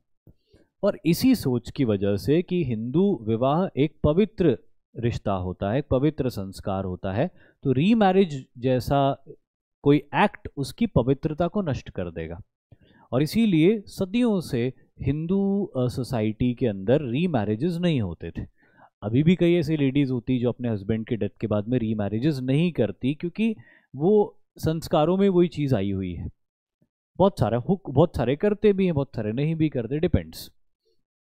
लेकिन इनको ऐसा फील हो रहा था कि बहुत सारी ऐसी विडोज़ हैं जो कि कम एज में विडोज़ हो गई हैं, and now they have a very long life to live, एंड क्योंकि रीमैरिज उनके लिए अलाउड ही नहीं है, तो उनकी लाइफ बहुत हार्डशिप से होकर गुजरेगी। एज अ विडो वो किसी भी ऑस्पिशियस ओकेजन पे नहीं जा सकती है, उसको हेड शेव करके रखना पड़ता है, उसको ठीक से खाना भी नहीं दिया जाता है, वो सफ़ेद कपड़े पहन के रहती है। तो इस वजह से बहुत सारी विडोज़ सुसाइड कर लेती थी, इतनी हार्ड लाइफ को एंड्योर नहीं कर पाती थी, कुछ घर छोड़ के भाग जाया करती थी। घर छोड़कर भाग जाने की सूरत में उनके पास में ज़्यादा ऑप्शंस नहीं रह जाते थे कि वो how would they earn their living, livelihood कैसे अर्न करेगी, क्योंकि उसके पास एजुकेशन नहीं होती थी। तो बहुत सारी ऐसी औरतों को प्रोस्टिट्यूशन वाले कामों में जाना पड़ता था, जो अगेन एक एक्सप्लॉइटेटिव काम होता है। तो ये चीज़ इन्होंने ऑब्जर्व करी थी कि अल्टीमेटली सती प्रथा के ऊपर बैन लगने के बाद भी विमेन की कंडीशन में कोई इम्प्रूवमेंट तो हुआ ही नहीं। उनकी कंडीशन तो एज अ विडो भी बहुत पिटिएबल है। इसीलिए जब तक विडो रीमैरिज एक्ट पास नहीं होता, कि कोई विडो रीमैरिज एक्ट कर लेती, तब तक सती प्रथा के ऊपर लगाया गया बैन पूरी तरह से बेनिफिशियल नहीं होगा। और इसीलिए इन्होंने एफर्ट्स करके एक बहुत बड़े रिपोर्ट बना के ब्रिटिश गवर्नमेंट को दी थी, और ब्रिटिश गवर्नमेंट ने इन्हीं के रिकमेंडेशन और रिपोर्ट की बेसिस पे 1856 में विडो रीमैरिज एक्ट पास किया था। और साथ ही साथ इनको एक बात का रियलाइजेशन हुआ था कि रीमैरिज में भी कोई विडो का कंप्लीट बेनिफिट या कंप्लीट वेलफेयर नहीं है। इन्होंने इस बात को समझा और माना था कि जब तक कोई स्त्री इकोनॉमिकली सेल्फ डिपेंडेंट नहीं हो जाती है, तब तक वो स्त्री की लाइफ अच्छी नहीं होगी, कोई ना कोई उसको एक्सप्लॉइट करता ही रहेगा। और इसीलिए इन्होंने ये तय किया, अब उस समय कोई स्त्री जो पढ़ी लिखी नहीं होती थी, अगर घर छोड़ दे या उसको कोई सहारा नहीं हो, तो उसके पास, जैसे कि मैंने आपको बताया कि प्रोस्टिट्यूशन के अलावा या कहीं पे नौकरी मजदूरी या स्लेवरी जैसे हालात में नौकरी करने के अलावा कोई चारा नहीं होता था। तो इन्होंने तय किया कि ये ज़रूरी है कि विमेन एजुकेशन ले, जिससे उसके अंदर एक स्किल डेवलप हो, और उस स्किल के दम पे वो अपने आप को इकोनॉमिकली इंडिपेंडेंट भी कर ले और एक डिग्निफाइड लाइफ भी जी ले। तो इकोनॉमिकल इंडिपेंडेंस के साथ में डिग्निटी को जोड़ने के एफर्ट में इन्होंने विमेन एजुकेशन को बहुत बढ़ावा दिया। इनिशियली बंगाल के अंदर भी बहुत सारे लोग अपनी बेटियों को स्कूल्स में नहीं भेजना चाहते थे, क्योंकि वहाँ पे लड़के भी आते थे, and they were afraid of obvious reasons. इसीलिए ईश्वर चंद्र विद्यासागर ने गर्ल्स स्कूल खोलने की शुरुआत करी, जहाँ पे कम से कम किसी पेरेंट के मन में ये इनसिक्योरिटी ना हो कि बहुत सारे लड़के भी वहाँ पे आते सॉरी। तो इसीलिए बहुत सारे गर्ल्स के स्कूल्स वहाँ पे ओपन किए गए, और देखते ही देखते 35 गर्ल्स स्कूल्स वहाँ पे ओपन होते हैं, और गर्ल्स एजुकेशन को बढ़ावा मिलना शुरू होता है।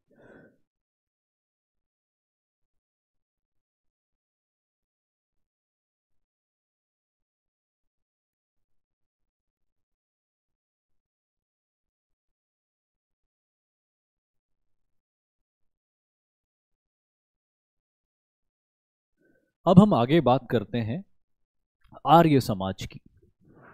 आर्य समाज एक रिवाइवलिस्ट मूवमेंट है, and it is associated with Swami Dayanand Saraswati, जिनका ओरिजिनल नाम था मूल शंकर तिवारी। क्या है इनकी कहानी, जरा देख लेते हैं। पहले तो अपन आर्य समाज के बारे में बात करते हैं। Arya Samaj is a Hindu reform movement founded by Swami Dayanand Saraswati on 7th April 1875, आज के मुंबई और उस समय के बॉम्बे में। He was an ascetic who promoted the Vedas and called people for getting back to the Vedic life। जैसे कि मैंने वहां पे भी लिखा था, go back to Vedas इनका मैसेज था। मूल शंकर तिवारी एक गुजरात के ब्राह्मण परिवार में इनका जन्म होता है। बहुत कम एज में ही स्पिरिचुअलिज्म इनके दिमाग पे छा जाता है। लेकिन इनके पेरेंट्स इनका विवाह करके इनको गृहस्थ जीवन में लाना चाह रहे थे, और इसी से बचने के लिए ये अर्ली टीनेज में घर छोड़कर भाग जाते हैं और सन्यासियों के एक दल में शामिल हो जाते हैं। वहाँ से ये हिमालय में जाते हैं, तप करते हैं, मेडिटेशन करते हैं, ध्यान करते हैं, स्क्रिप्चर्स रीड करते हैं, और सब कुछ रीड करने के बाद, सारा ध्यान मेडिटेशन करने के बाद ये तय करते हैं कि अब समाज को सुधारना ज़्यादा ज़रूरी है, और इसीलिए पहाड़ों से उतर के फिर मेन स्ट्रीम सोसाइटी में आते हैं। और मेन स्ट्रीम सोसाइटी में आने के बाद आर्य समाज की स्थापना करते हैं। क्यों आर्य समाज नाम रखते हैं?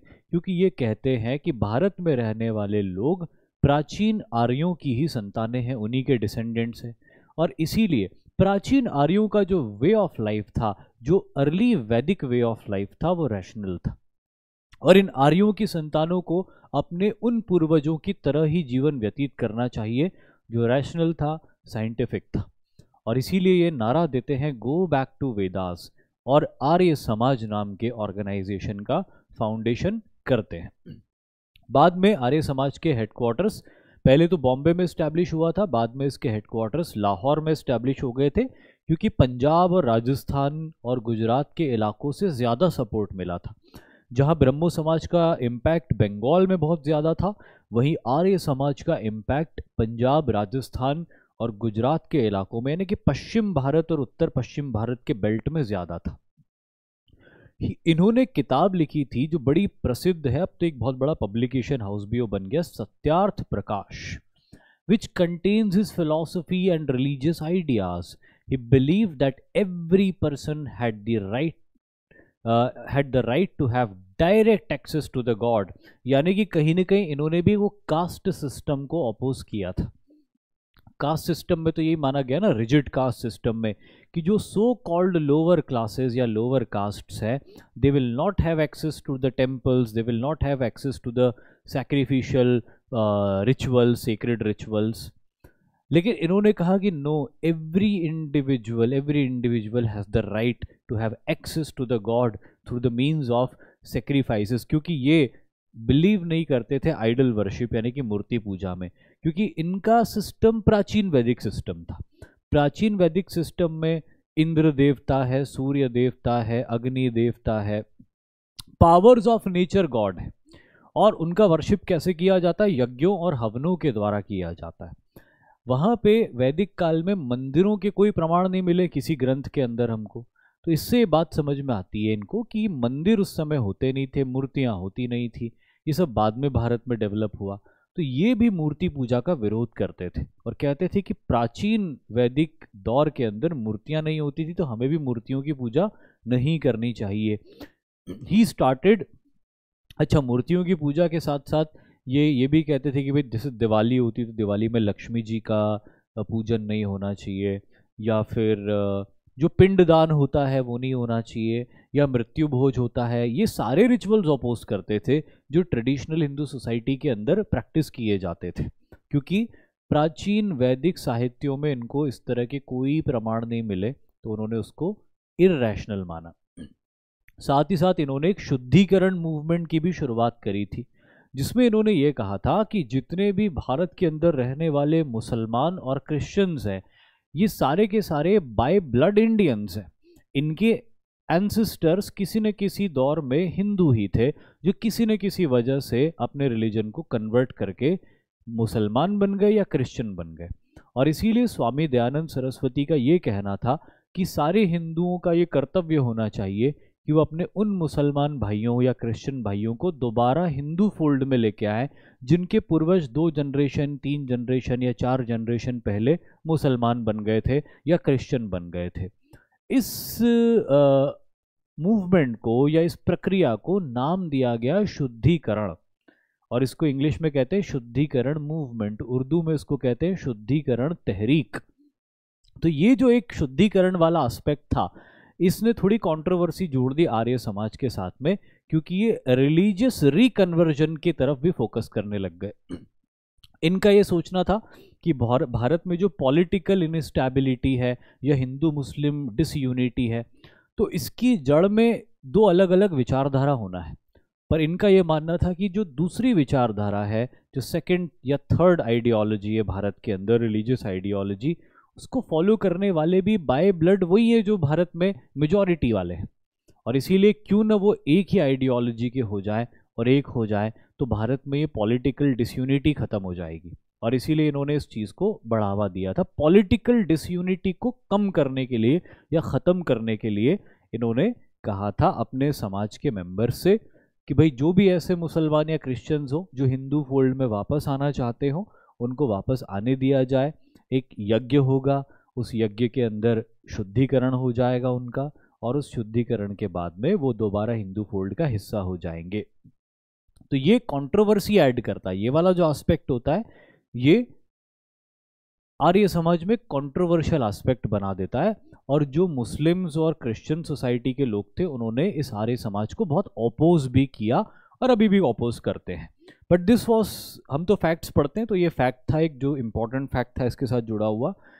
The organization also played an important role in spread of education through its network of school known by the name of Dayanand Anglo Vedic schools in India. देखिए, एक तरफ स्वामी दयानंद सरस्वती वेदों की और लॉटो की बात तो कर रहे थे, लेकिन स्वामी दयानंद सरस्वती ने यह भी कहा था कि आज की तारीख में भारत के लोगों के लिए बहुत ज़रूरी है कि वो वेस्टर्न और साइंटिफिक एजुकेशन हासिल करें जो अंग्रेज़ उनको दे रहे हैं, क्योंकि ये नए ज़माने की ज़रूरत है।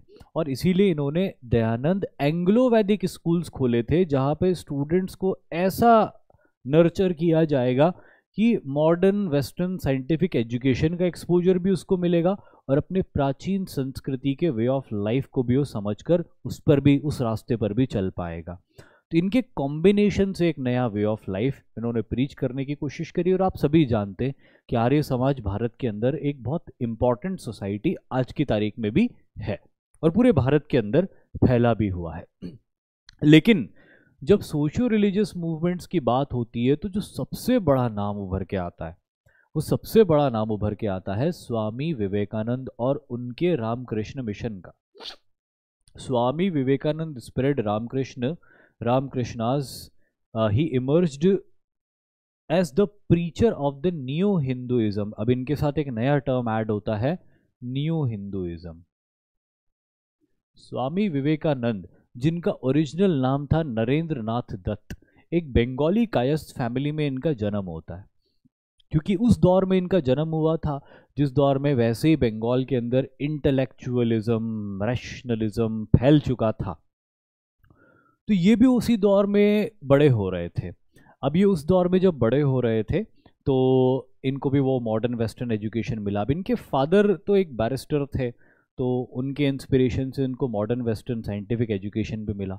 लेकिन इनकी मदर एक हाईली रिलीजियसली डिवोटेड लेडी थी, जिनकी वजह से इनको रिलीजन का भी एक्सपोजर मिला और इसीलिए इनके मन में रिलीजन के प्रति आस्था हमेशा बनी रही। जब ये बड़े हुए तो ब्रह्मो समाज का हिस्सा भी रहे, वहाँ से भी रैशनल थिंकिंग का बहुत ज़्यादा इंस्पिरेशन इनको मिला। लेकिन इनकी लाइफ में सबसे बड़ा बदलाव तब आता है जब इनकी लाइफ में आते हैं इनके टीचर, जिनका नाम होता है रामकृष्ण परमहंस, जो इनके स्पिरिचुअल टीचर थे। स्वामी विवेकानंद हमेशा सबसे एक सवाल पूछा करते थे कि क्योंकि रैशनलिटी की बात हो रही थी ना, तो स्वामी विवेकानंद ने रैशनलिटी से इंस्पायर होके हर किसी से क्वेश्चन पूछा, क्या आप भगवान को मानते हो? तो लोगों ने इनको कहा कि हाँ भाई मानते। किसी ने कहा नहीं मानते, तो वहाँ तो बात खत्म हो गई। लेकिन अगर किसी ने कहा कि हाँ मानते हैं भगवान को, खुदा को, ईश्वर को, गॉड को, तो अगला सवाल इनका ये होता था, क्यों मानते हो? क्या आपने कभी उनको देखा है? क्योंकि तर्क ये कहता है, लॉजिक, रैशनलिज्म ये कहता है कि जब तक आपने कोई चीज़ खुद से वेरीफाई नहीं करी उसको मानो मत। तो यहाँ पे इनको कभी ठीक से आंसर नहीं मिल पाता था कि अगर आप भगवान को मानते हो तो क्यों मानते हो, क्या आपने कभी भगवान को देखा? तो ज़्यादातर लोग यही कहते थे कि भाई देखा तो नहीं है लेकिन हम मानते हैं कि भगवान है। बोले नहीं, ऐसे नहीं होगा, मतलब भगवान नहीं है। तो ये खुद भी कंफ्यूज थे और दूसरों को भी कंफ्यूज करते थे। तो इनके एक टीचर ने इनको कहा कि भाई जो सवाल आप पूछ रहे हो लोगों से, ये गलत लोगों से पूछ रहे हो सवाल।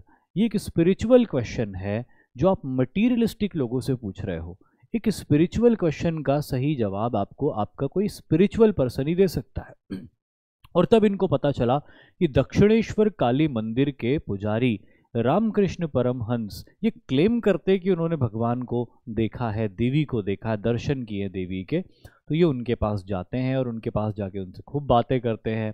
इनिशियली रामकृष्ण परमहंस और स्वामी विवेकानंद, जो उस समय नरेंद्र नाथ थे, इनकी पटरी नहीं बैठ पाती, लेकिन ग्रेजुअली धीरे धीरे इनका कोऑर्डिनेशन अच्छा बनने लगता। मतलब स्वामी रामकृष्ण परमहंस की तरफ से तो ये कोऑर्डिनेशन हमेशा से ही अच्छा था।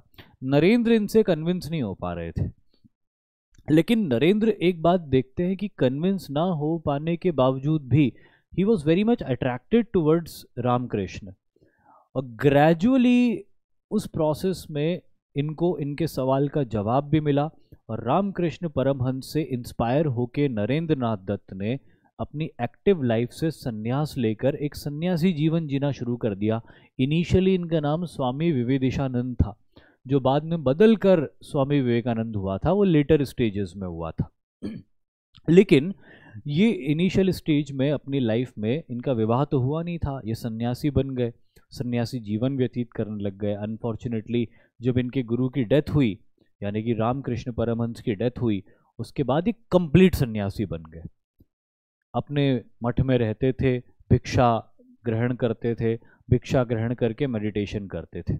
लेकिन एक पॉइंट के बाद उनको ये रियलाइज हुआ कि this should not be the objective of life, the objective of the life should be the welfare of human being, जो कि उनके टीचर रामकृष्ण परमहंस भी उनको बताते थे कि जब तक मानव का उद्धार आप नहीं करोगे, किसी तरह का कोई भी स्पिरिचुअलिज्म बेकार है। तो फिर मानव का उद्धार करने के लिए पहले मानव को समझा जाए, और इसीलिए स्वामी विवेकानंद या उस समय स्वामी विवेकानंद ने भारत की यात्रा करी, जिसमें वो बंगाल से बिहार, बिहार से आज के उत्तर प्रदेश, आज के उत्तर प्रदेश से दिल्ली, वहाँ से राजस्थान, राजस्थान से गुजरात, गुजरात से महाराष्ट्र, महाराष्ट्र से कर्नाटक, और कर्नाटक से आगे तमिलनाडु जाते हैं। और फिर पूरे भारत का भ्रमण करने के बाद में भारत के बहुत अलग अलग हिस्सों में जाते हैं, अलग अलग तरह के लोगों से मिलते हैं, और इनको इस बात का रियलाइजेशन होता है कि भारत के लोग बहुत दुखी हैं, बहुत कष्ट में हैं। कोई अंग्रेज़ों के अत्याचार से परेशान है, कोई ज़मींदारों के अत्याचार से परेशान है, कोई इसीलिए एक्सप्लॉइट हो रहा है क्योंकि उसके पास एजुकेशन नहीं है, कोई इसीलिए एक्सप्लॉइट हो रहा है क्योंकि उसके पास शक्ति नहीं है। और उनके मन में एक रेस्टलेसनेस आई कि मुझे भारत के लोगों को इस अकर्मण्यता से और इस हेल्पलेसनेस से निकालना है, ये उद्देश्य इनके मन में आया। लेकिन इसको पूरा कैसे करें ये अभी तक क्लियर नहीं था। पर इसी बीच जब ये भारत का भ्रमण कर रहे थे, भारत की यात्रा कर रहे थे, तो राजस्थान और गुजरात के इलाके में जब ये गए थे, तो जो नक्शा बना के मैंने आपको दिया था उसमें मैंने आपको बताया था राजस्थान और गुजरात के ज़्यादातर इलाके प्रिंसली स्टेट्स थे। इन प्रिंसली स्टेट्स के कई रूलर्स ने स्वामी विवेकानंद, या अब स्वामी विवेकानंद जो हो चुके थे, राजस्थान में इनको ये नाम मिला था स्वामी विवेकानंद। महाराजा अजीत सिंह ने इनको ये नाम दिया था, जो कि एक छोटी सी रियासत के महाराज थे। और बड़ा एक इंटरेस्टिंग कॉन्वर्जेशन इनका एक महाराज के साथ हुआ था, क्योंकि जब हम सोशियो रिलीजियस रिफॉर्म्स की बात करते हैं, तो चाहे ब्रह्मो समाज की बात करें या आर्य समाज की बात करें, अब तक हम ये देख रहे हैं कि सभी ने मूर्ति पूजा का विरोध किया है। और स्वामी विवेकानंद भी उसी उपनिषद स्कूल ऑफ थॉट के व्यक्ति थे। तो कहीं ना कहीं मूर्ति पूजा जैसी चीज़ उनकी भी डेली लाइफ का हिस्सा नहीं थी। एक बार जब वो अलवर के महाराज के पास गए थे, तो अलवर के महाराज के साथ उनका बैठना हुआ। अलवर के महाराज ने उनको कहा, अलवर के महाराज भी आर्य समाज से प्रभावित थे, नए आइडियाज से प्रभावित थे, तो उनको भी ये लगता था कि मूर्ति पूजा इज़ ओल्ड फैशन्ड और मूर्ति पूजा भारत में बंद होनी चाहिए। तो उन्होंने स्वामी विवेकानंद के साथ में इस बारे में डिस्कशन किया कि what are your thoughts about murti puja, यानी कि आइडल वर्शिप। तो स्वामी विवेकानंद समझ गए कि नए नए इंस्पिरेशन लिया हुआ है इन्होंने बदलते वक्त से, एंड एक फैशन जैसा बना हुआ है मूर्ति पूजा को अपोज करना, तो ये भी उसी प्रोसेस में अपोज कर रहे हैं मूर्ति पूजा का। तो Swami Vivekananda taught him a very good lesson. What Swami Vivekananda told him कि आई थिंक स्वामी विवेकानंद ने उनसे कहा कि मूर्ति पूजा इज़ लाइक कि जिसको करना हो वो करे, जिसको ना करना हो वो ना करे। इसमें ना कोई अच्छाई है ना कोई बुराई है, इंसान पे निर्भर करता है कि वो क्या चाहता है। लेकिन महाराज ने डिस्कशन को डिबेट में बदल दिया कि नहीं, ऐसे कैसे हो सकता है, मूर्ति पूजा तो गलत है। ये स्क्रिप्चर पढ़ लो, वो स्क्रिप्चर पढ़ लो, वैदिक पीरियड देख लो, कहीं पे भी मूर्ति पूजा नहीं है, तो मूर्ति पूजा बंद होनी चाहिए। तो स्वामी विवेकानंद ने राजा को कहा, जहाँ पे वो बैठे हुए थे एक बहुत बड़ी तस्वीर लगी हुई थी राजा के फादर की या ग्रैंडफादर की। तो स्वामी विवेकानंद ने उनको कहा कि आप इस तस्वीर के ऊपर एक बार थूको, स्पिट ऑन इट। तो महाराज ने बोला ऐसे कैसे थूक दूं, मेरे दादाजी की तस्वीर है। तो स्वामी विवेकानंद ने उनसे कहा कि दादाजी की तस्वीर है ना, दादाजी थोड़ी है, तस्वीर क्या है, कांच है, कागज है और मेटल है, थूको उसके ऊपर। तुम दादाजी के ऊपर थोड़ी थूक रहे हो, तुम तो कांच के ऊपर, कागज के ऊपर और मेटल के ऊपर थूक रहे हो। लेकिन महाराज ने बोला नहीं, ऐसा नहीं हो सकता, मेरे दादाजी को देखता हूँ मैं उस तस्वीर में, भले ही वो कांच कागज मेटल है, लेकिन मैं उस तस्वीर को जब देखता हूँ तो उसमें अपने दादाजी को पाता हूँ, भले ही वो उसमें नहीं है। तो स्वामी विवेकानंद ने उनको समझाया कि महाराज वैसे ही पत्थर की मूर्ति, जिसको मूर्ति पूजा का विरोध करने वाले लोग कहते हैं कि ये क्या है, पत्थर है, उसमें कोई भक्त अपने भगवान को देखता है। जैसे इस तस्वीर में आप अपने दादाजी को देख रहे हो, थूक नहीं पा रहे हो उसके ऊपर, वैसे ही कोई भक्त किसी पत्थर में अपने भगवान को देखता है और उस भगवान को देखकर उसमें आस्था रखता है, उसको अच्छा लगता है उसके दर्शन करके। तो आपको क्या प्रॉब्लम है? और अगर नहीं है प्रॉब्लम तो थूको अपने दादाजी के ऊपर। तो राजा समझ जाता है कि यार मैं गलत बोल रहा था।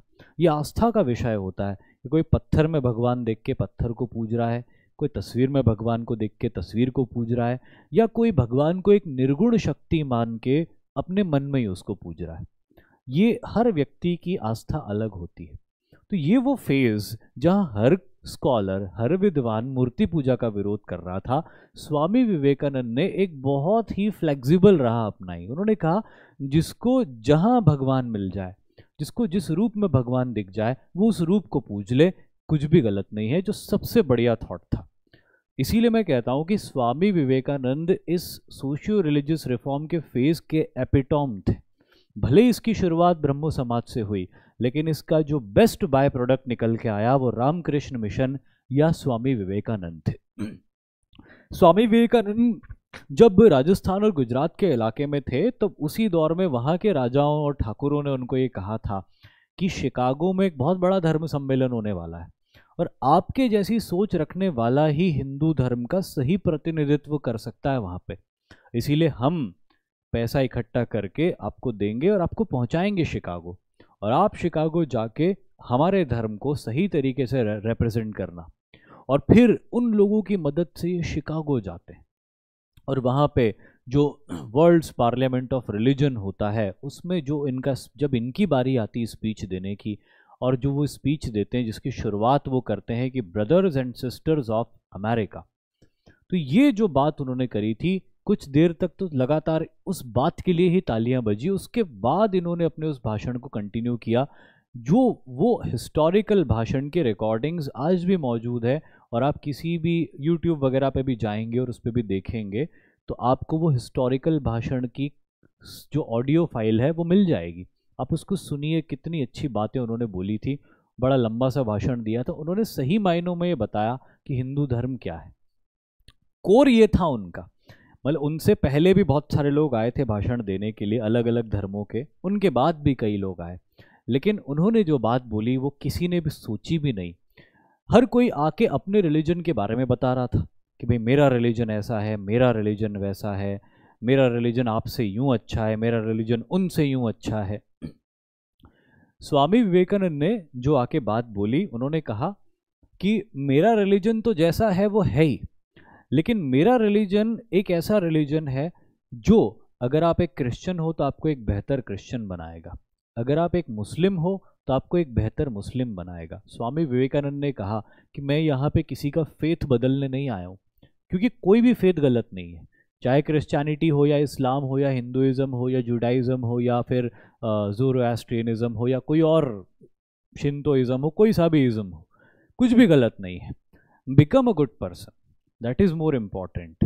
If you are a Muslim and you are not a good Muslim, what is the use of being so? If you are a Hindu but not a good Hindu, what is the use of being so? तो इनका ये कहना था कि मेरी ideology, मेरी सोच ये है कि अगर आप एक मुस्लिम हो तो बेहतर मुस्लिम बनो, या मैं आपको बनाऊंगा, या अगर आप एक क्रिश्चियन हो तो मैं आपको एक बेहतर क्रिश्चियन बनाने आया हूँ, आपको हिंदू बनाने नहीं आया हूँ, या आपको मुसलमान से या क्रिश्चियन से हिंदू बनाने नहीं आया हूँ। तो ये जो सोच थी ये बहुत अलग सोच थी, बहुत ही अलग सोच थी। और अपने रिलीजन या हिंदू संस्कृति या धर्म या ज्ञान के बारे में हिंदू वर्ड में यूज़ कर रहा हूँ, लेकिन वो what he was representing was India. तो ये इंडियन रिलीजन या नॉलेज के बारे में भी इन्होंने एक बड़ी ज़बरदस्त बात कही थी कि कितना है इंडियन हिंदू रिलीजन या यहाँ का नॉलेज ज्ञान कितना है। तो इन्होंने एक बड़ी छोटी सी कहानी के द्वारा समझाया कि लोग नहीं समझ सकते, लोग हमेशा चीज़ों को लिमिटेड मानते। क्यों मानते? क्योंकि उन्होंने देखा ही लिमिटेड है। दो मेंढक थे, एक मेंढक कुएं में रहता था, एक मेंढक समुद्र में रहता था। तो एक बार समुद्र का मेंढक गलती से कुएं में आ गया। अब जब समुद्र का मेंढक गलती से कुएं में आ गया तो कुएं के मेंढक से उसकी मुलाकात हुई, हाय हेलो हुआ उसका। तो कुएं के मेंढक ने उससे पूछा कि आप कहाँ से आए हैं? तो समुद्र के मेंढक ने कहा कि मैं समुद्र से आया हूँ। तो कुएं के मेंढक ने बोला कि अच्छा ये क्या है?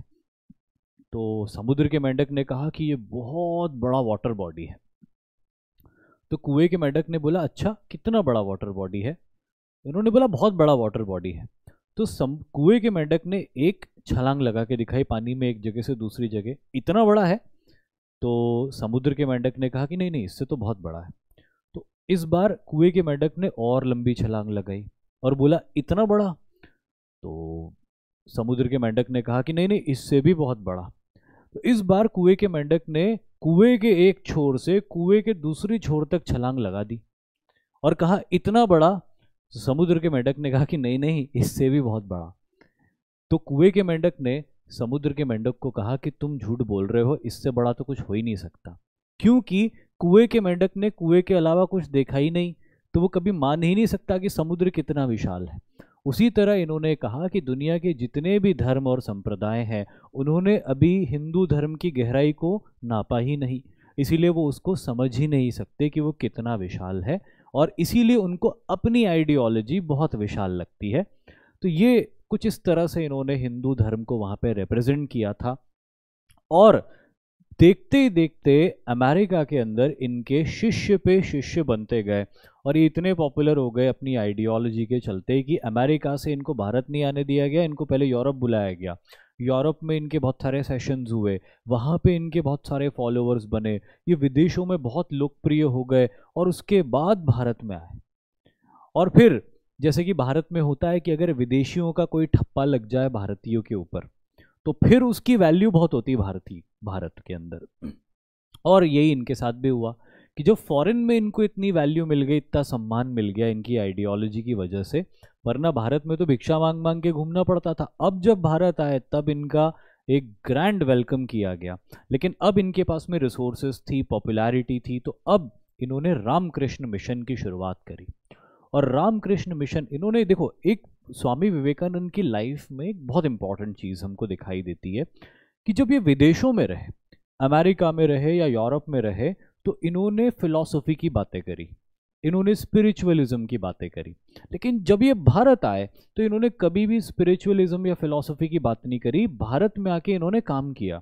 भारत में इन्होंने रामकृष्ण मिशन को इस्टेब्लिश किया, कई स्कूल्स खुलवाए, हॉस्पिटल्स खुलवाए, नेचुरल कैलेमिटीज़ के दौर में लोगों को रिलीफ मेजर्स प्रोवाइड किए, और भारत के लोगों को फिजिकली स्ट्रांग होने के लिए मोटिवेट किया। हमेशा ये कहा करते थे भारत के लोगों से कि आपको ऐसा बनना है कि आपका शरीर अफगान का और बुद्धि वेदांत की हो। अफगान बहुत फिजिकली स्ट्रांग होते हैं, तो इन्होंने कहा कि शरीर अफगान का और बुद्धि वेदांत की। जब आपके अंदर ये होगा तो आपको कोई गुलाम बना ही नहीं सकता। एक बात मैं आपको बताना चाहूँगा कि स्वामी विवेकानंद ने कभी भी ब्रिटिशर्स के अगेंस्ट कोई मूवमेंट नहीं किया, कोई रेबेलियन नहीं किया, ना ही लोगों को कभी कुछ कहा ऐसा करने के लिए। लेकिन स्वामी विवेकानंद ने साइकोलॉजिकली इतना बड़ा लेसन दिया भारत के लोगों को। एक्चुअली भारत के लोगों को आज़ादी की तरफ कदम बढ़ाने के लिए किसी ने प्रेरित किया था तो सबसे पहले वो स्वामी विवेकानंद थे, सही तरीके से, सही डायरेक्शन में। क्योंकि स्वामी विवेकानंद ये कहते थे कि भारत के लोगों की प्रॉब्लम स्पिरिचुअलिज्म नहीं है, भारत के लोगों की प्रॉब्लम ये है कि इनको ठीक से खाने को नहीं मिल रहा ब्रिटिश राज में, ये ठीक से एजुकेशन नहीं हासिल कर पा रहे हैं, ये पिछड़े हुए हैं, और ऐसे लोगों के ऊपर तो कोई भी राज करेगा ही ना। इसीलिए उन्होंने भारत के मासेस को कहा कि शारीरिक रूप से अपने आप को मजबूत बनाओ और बौद्धिक रूप से यानी कि इंटेलेक्चुअली अपने आप को मजबूत बनाओ। जो आप इंटेलेक्चुअली और फिजिकली मजबूत होगे तो कभी दुनिया का कोई ताकत आपको अपना गुलाम नहीं बना सकती। ये बात आज भी इंडिया के अंदर उतनी रेलेवेंट है जितनी कि रेलेवेंट ये तब थी जब उन्होंने उसको कहा था। और इसी ऑब्जेक्टिव के तहत इन्होंने, जैसे कि मैंने कहा, भारत में कोई भाषणबाजी नहीं करी। हाँ, अपने अनुयायियों को कोई भाषण दे देते होंगे छोटा मोटा, तो दे देते होंगे सरमन्स, लेकिन कॉमन लोगों के अंदर इन्होंने काम किया, अपने लाइक माइंडेड लोग और अपने डिसाइपल्स को जोड़कर भारत के लोगों के वेलफेयर के लिए काम किया, उनको फिजिकली और मेंटली मजबूत बनाया। फिजिकल एजुकेशन और फिजिकल स्ट्रेंथनिंग और कंडीशनिंग के ऊपर ये बहुत ज़्यादा एम्फेसाइज करते थे, जो कि एक बहुत अच्छी बात लगती, क्योंकि ये कहते थे कि जो भारत के यूथ हैं उन यूथ की अच्छा दिमाग एक अच्छी बॉडी के अंदर ही हो सकता है। और खाने पीने को लेकर भी जो बहुत सारे टैबू भारत के लोगों के अंदर पाए जाते थे, इन्होंने उस टैबू से भी लोगों को निकालने की कोशिश करी कि in order to make a good strong body, if you feel you like eating anything you should do it. उसके पीछे ये नहीं सोचना चाहिए आपको कि पाप लगेगा, ये लगेगा, वो लगेगा। अगर आपको लगता है कि आपको नॉनवेज खाने से शरीर में ऊर्जा मिलेगी, शक्ति मिलेगी और उसके द्वारा फिर आप नेशन के इंटरेस्ट में कुछ अच्छा कर सकते हो, तो खाओ। और अगर आपको लगता है कि उसका पाप आपको लगेगा तो वो पाप मैं अपने सर लेता हूँ। ऐसा इन्होंने उनके अनुयायियों को कहा था।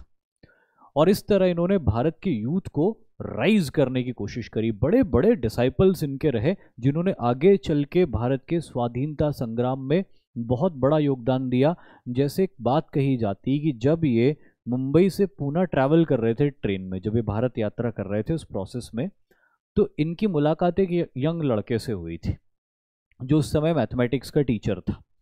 और मुंबई से पूना के बीच की इस छोटी सी मुलाकात ने उस यंग लड़के को इतना प्रभावित किया कि वो अपनी टीचिंग करियर को छोड़ के जर्नलिज्म में आ गए। बाद में कांग्रेस ज्वाइन करी और कांग्रेस ज्वाइन करके भारत की आज़ादी के अंदर या भारत के स्वराज्य हासिल करने के प्रक्रिया में बहुत महत्वपूर्ण योगदान दिया, जिनका नाम बाल गंगाधर तिलक है।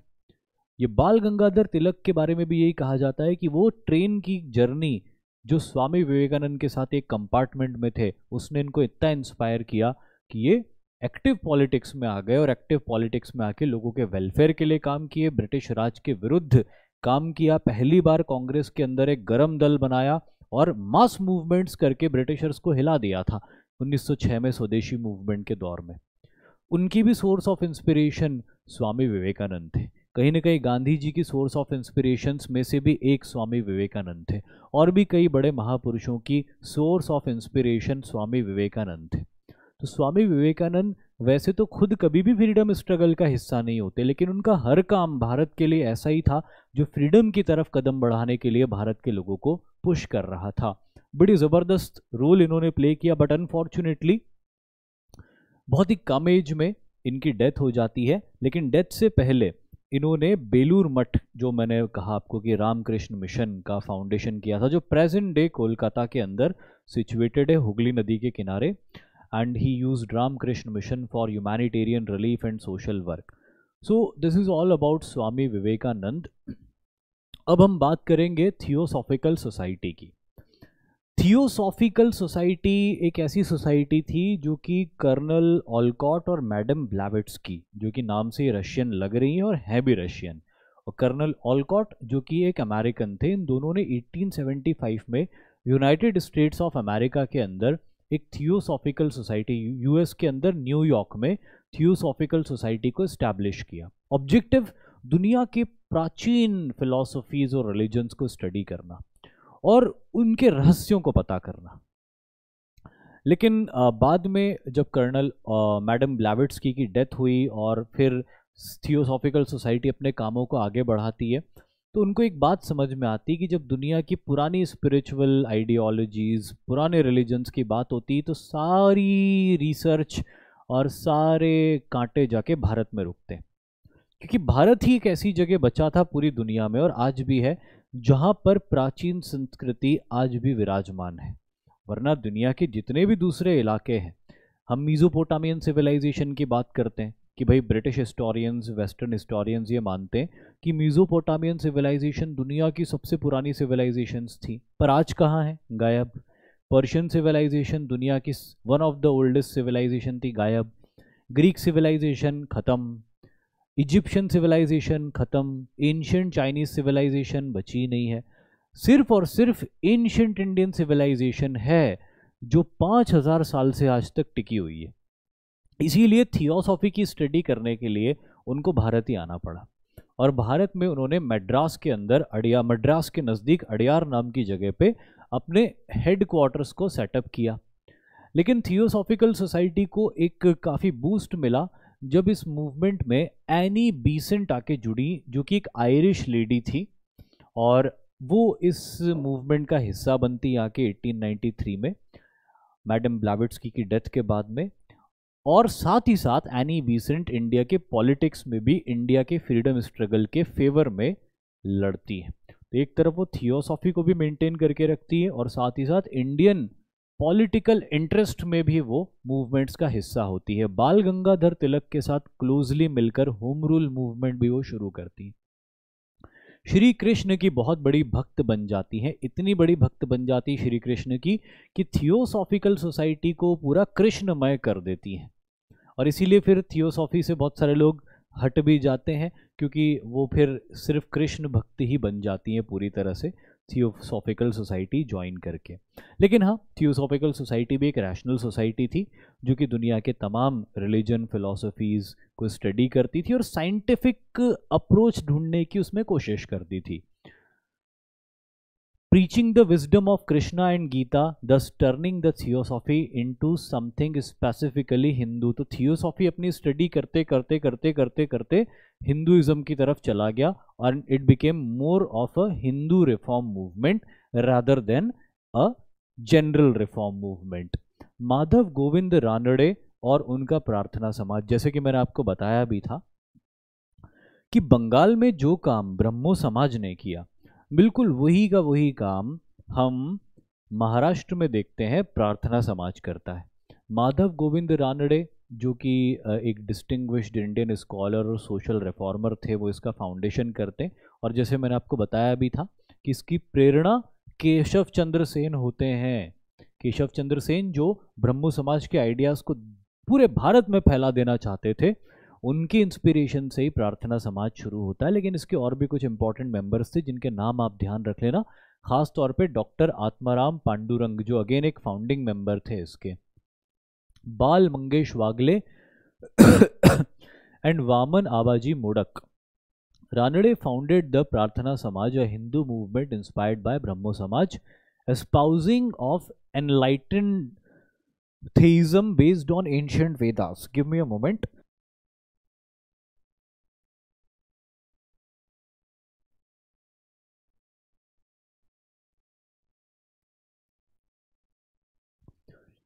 The 4-point social agenda of प्रार्थना समाज was, this is important, exam में पूछ लेते कभी इस तरह के 4 पॉइंट। क्या था? Disapproval of the caste system, women education, widow remarriage and raising the age of marriage for both males and females. Prarthana Samaj के 4 इंपॉर्टेंट पॉइंट्स हमेशा याद रखना, जिसके 4 पिलर्स थे। इन्हीं 4 ऑब्जेक्टिव्स को पूरा करने के उद्देश्य से प्रार्थना समाज की शुरुआत हुई थी। Ranade founded Poona Sarvajanik Sabha and later Indian National Congress also. Madhav Govind Ranade आगे चल के पूना सार्वजनिक सभा भी बनाते हैं और इंडियन नेशनल कांग्रेस के फाउंडिंग मेंबर भी होते हैं। तो काफ़ी बड़े रिफॉर्मर थे महाराष्ट्र के। या अपन यूँ कह सकते हैं कि महाराष्ट्र के राम मोहन रॉय थे, महाराष्ट्र के राजा राम मोहन रॉय थे Madhav Govind Ranade. Ranade was the founder of social conference movement which he supported till his death, directing his social reform efforts against child marriage, the shaving of widow। जैसे कि मैंने आपको बताया ना, विडो जो होती थी उनको अपना हेड शेव करके रखना होता था। और साथ ही साथ हिंदू शादियों विवाहों में बहुत धन का खर्चा जो किया जाता था, दहेज दिया जाता था, ये सारी इविल्स को इन्होंने अलग अलग समाज स्थापित करके ऑपोज करते रहना जारी रखा। Satya Shodhak Samaj, and Jyotiba Phule, again very important. Jyotiba Phule एक सो कॉल्ड लोअर कम्युनिटी से आते थे और ये चाहते थे कि ये जो डिस्क्रिमिनेशन है between the higher castes and lower castes ये ख़त्म होना चाहिए। और अपने दम पर इन्होंने सत्य शोधक समाज की शुरुआत करी, जिसके द्वारा इन्होंने सो कॉल्ड लोअर कम्युनिटीज़ के अंदर एजुकेशन के स्प्रेड को बहुत ज़्यादा बढ़ावा दिया, जिससे वह अपने राइट्स, अपने अधिकारों को लेकर बहुत सजग हो पाए और उनके लिए लड़ भी सके संवैधानिक तरीके से, constitutionally. Jyotiba belong to Mali gardener community and organized a powerful movement against the upper caste domination and Brahminical supremacy. Phule founded the सत्य शोधक समाज, जिसको इंग्लिश में द सीकर सोसाइटी कहा जाता है, in the year 1873. The main aims of the movement were social service, spread of education among the women and lower caste people. Phule's work Sarvajanik Satya Dharma and Gulamgiri, this is Gulamgiri, let me correct it, गुलाम, ये इनके द्वारा लिखी गई किताबें हैं। सार्वजनिक सत्य धर्म एंड गुलामगिरी, ये बहुत प्रसिद्ध हुई किताबें खास तौर पे कॉमन मासेस में और उन मासेस में जो सो कॉल्ड लोअर कम्युनिटीज से आती थी। Phule aimed at complete abolition of caste system, जहाँ पे कई दूसरे रिफॉर्मर्स कास्ट सिस्टम की रिजिडिटी को अपोज करते थे, लेकिन ज्योतिबा फुले जैसे लोग जो होते थे वो ये चाहते थे कि कास्ट सिस्टम जैसा कुछ रह ही ना जाए भारत के अंदर, एंड सोशियो इकोनॉमिक इक्वालिटीज भी नहीं रह जानी चाहिए। This movement gave a sense of identity to the depressed communities. तो अब तक जो भी हो रहा था, जितने भी मूवमेंट्स हो रहे थे वो जनरल हो रहे थे, लेकिन ये सत्य शोधक समाज जो था इसका एक खास एसोसिएशन है कि जो डाउन ट्रॉडन वर्ग था सोसाइटी का, उसके उत्थान के लिए ज्योतिबा फुले ने ये मूवमेंट शुरू किया था। ज्योतिबा फुले का यहाँ पे साथ दिया था उनकी वाइफ ने, जिनका नाम था सावित्री।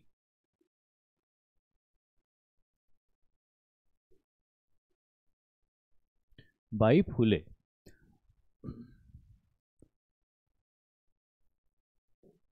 इन्होंने भी इस मूवमेंट में बहुत ज़्यादा साथ दिया था अपने हस्बैंड का, और जैसे विमेन वेलफेयर की जो बात होती है या विमेन एजुकेशन की बात होती, तो उसमें इनकी वाइफ ने बहुत बढ़ चढ़कर हिस्सा लिया था और इस मूवमेंट को सक्सेसफुल बनाया था। In spite of the fact कि ये मूवमेंट ब्राह्मणिकल सुप्रीमेसी के अगेंस्ट हुआ था, कई ऐसे ब्राह्मण भी थे जिन्होंने इस मूवमेंट में मदद करी थी ज्योतिबा फुले की, और ब्रिटिश सरकार की तरफ से भी इनको काफ़ी सहायता प्राप्त हुई थी, और इसीलिए मूवमेंट भी सक्सेसफुल माना जाता है। इसके बाद बात होती है मुस्लिम्स के एक मूवमेंट की, जिसको अलीगढ़ मूवमेंट कहा जाता है, जिसका प्रोपगेशन सर सैयद अहमद खान के द्वारा हुआ था। Syed Ahmad Khan born in 1870 in a noble Muslim, noble मतलब बहुत ऊंची, noble Muslim family, was a loyalist member of the judicial service of the government. देखिए, वैसे तो सैयद अहमद खान, जिनको बाद में सर का टाइटल दिया था अंग्रेज़ों ने, वो क्यों दिया था वो भी बताऊंगा। सैयद अहमद खान के एंसेस्टर्स पर्शिया से माइग्रेट करके इंडिया में आए थे, और पर्शिया से माइग्रेट करके इंडिया में आके मुग़ल एम्पायर की सर्विसेज में ये लोग बड़े ऊंचे पोजीशंस पे रहे थे। इसीलिए मैंने यहाँ पे लिखा है कि belong to the noble Muslim family. लेकिन एक वक्त ऐसा आया जब सैयद अहमद खान जीवित थे तो मुग़ल एम्पायर का डिक्लाइन हो गया था, नई पावर भारत में ब्रिटिशर्स की राइज हुई थी, और इसीलिए इन्होंने नए तौर तरीकों और नए एजुकेशन के हिसाब से अपने आप को एडाप्ट करके ब्रिटिश जुडिशियल सर्विसेज के अंदर एक नौकरी प्राप्त कर ली थी। कोई बहुत बड़ी पोजीशन पे नहीं थे ये, लेकिन हाँ, इनको एक नौकरी मिल गई थी और ये ब्रिटिशर्स के लॉयल बन के रहे थे। बीच में होता है 1857 की क्रांति का दौर। 1857 की क्रांति के दौर में जो पश्चिमी उत्तर प्रदेश का इलाका है, यहाँ पे इनिशियल स्टेजेस में बागी, जिनमें बहुत सारे मुस्लिम्स थे, पूरी तरह अंग्रेज़ों के ऊपर हावी हो चुके थे। सैयद अहमद खान अंग्रेज़ों के यहाँ नौकरी करते थे, लेकिन इन्होंने, यानी कि सैयद अहमद खान ने, बागी जिनके सर पे खून सवार था, वो अंग्रेज़ों के साथ साथ उनकी फैमिलीज़ को भी मार रहे थे, ऐसे बागियों को रोकने के लिए कदम उठाए। और ना सिर्फ कदम उठाया बल्कि कई अंग्रेज परिवारों की जानें भी बचाई। और कई अंग्रेज परिवारों की जानें बचा के ये अंग्रेजों के बहुत चहेते बन गए। 1857 की क्रांति बाद में अंग्रेज उसका दमन कर देते, लेकिन जो सर्विसेज 1857 की क्रांति के दौरान सैयद अहमद खान ने अंग्रेजों को दी थी और कई अंग्रेज परिवारों की, बड़े बड़े अधिकारियों के परिवारों की जान बचाई थी, इसका परिणाम, इसका जो एक अवार्ड होता है वो भी इनको दिया जाता है। अच्छा, सैयद अहमद खान एक किताब भी लिखते, उस किताब का नाम मैं यहाँ पे लिख देता हूँ, पहले देख लेता हूँ यहाँ पे कहीं वो नाम है या नहीं है, पहले इसको रीड कर लेते फिर मैं आपको बताता हूँ आगे क्या हुआ। After his retirement in 1857, he became a member of Imperial Legislative Council in 1878. जो लेजिस्लेटिव काउंसिल्स मैंने आपको बताया था कि भारत में लेजिस्लेटिव काउंसिल्स बनते थे गवर्नर्स के, जिसके कुछ मेंबर्स होते थे, तो उसका हिस्सा भी ये रहे थे, क्योंकि अंग्रेज ये मानते थे कि ये एक इंडियन, मानते क्या थे, इंडियन थे ही, इंडियंस को बहुत अच्छे से समझते हैं लेकिन हमारे लिए लॉयल है, तो ऐसे इंसान की इनको अंग्रेज़ों को बहुत ज़रूरत थी। इसीलिए अंग्रेज़ों ने इनको इंपीरियल लेजिस्लेटिव काउंसिल का एक मेंबर भी बना के रखा और इनको नाइटहुड की उपाधि से भी 1888 में सम्मानित किया गया और तब ये सर सैयद अहमद खान के नाम से जाने गए। लेकिन जो किताब इन्होंने लिखी थी उस किताब का नाम मैं लिख देता हूँ यहाँ पे, असबाब ए बगावत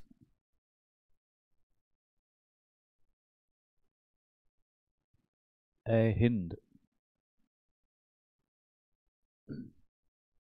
असबाब है बगावत हिंद। इस किताब में इन्होंने ये समझाने की कोशिश करी थी अंग्रेज़ों को कि तुम्हारे अगेंस्ट 1857 के रिवोल्ट क्यों हुआ, उसकी वजह तुम खुद हो, तुमको अपने अंदर बदलाव लाने पड़ेंगे।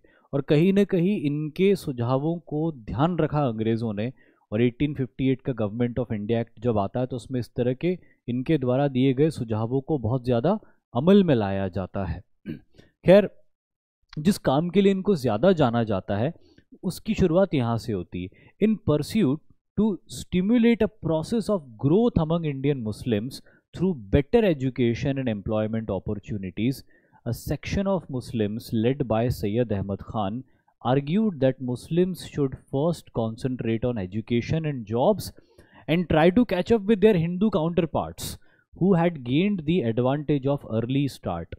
Sayyid's progressive social ideas were propagated through his magazine Tehdeeb ul Akhlaq, Improvement of Manners and Morals.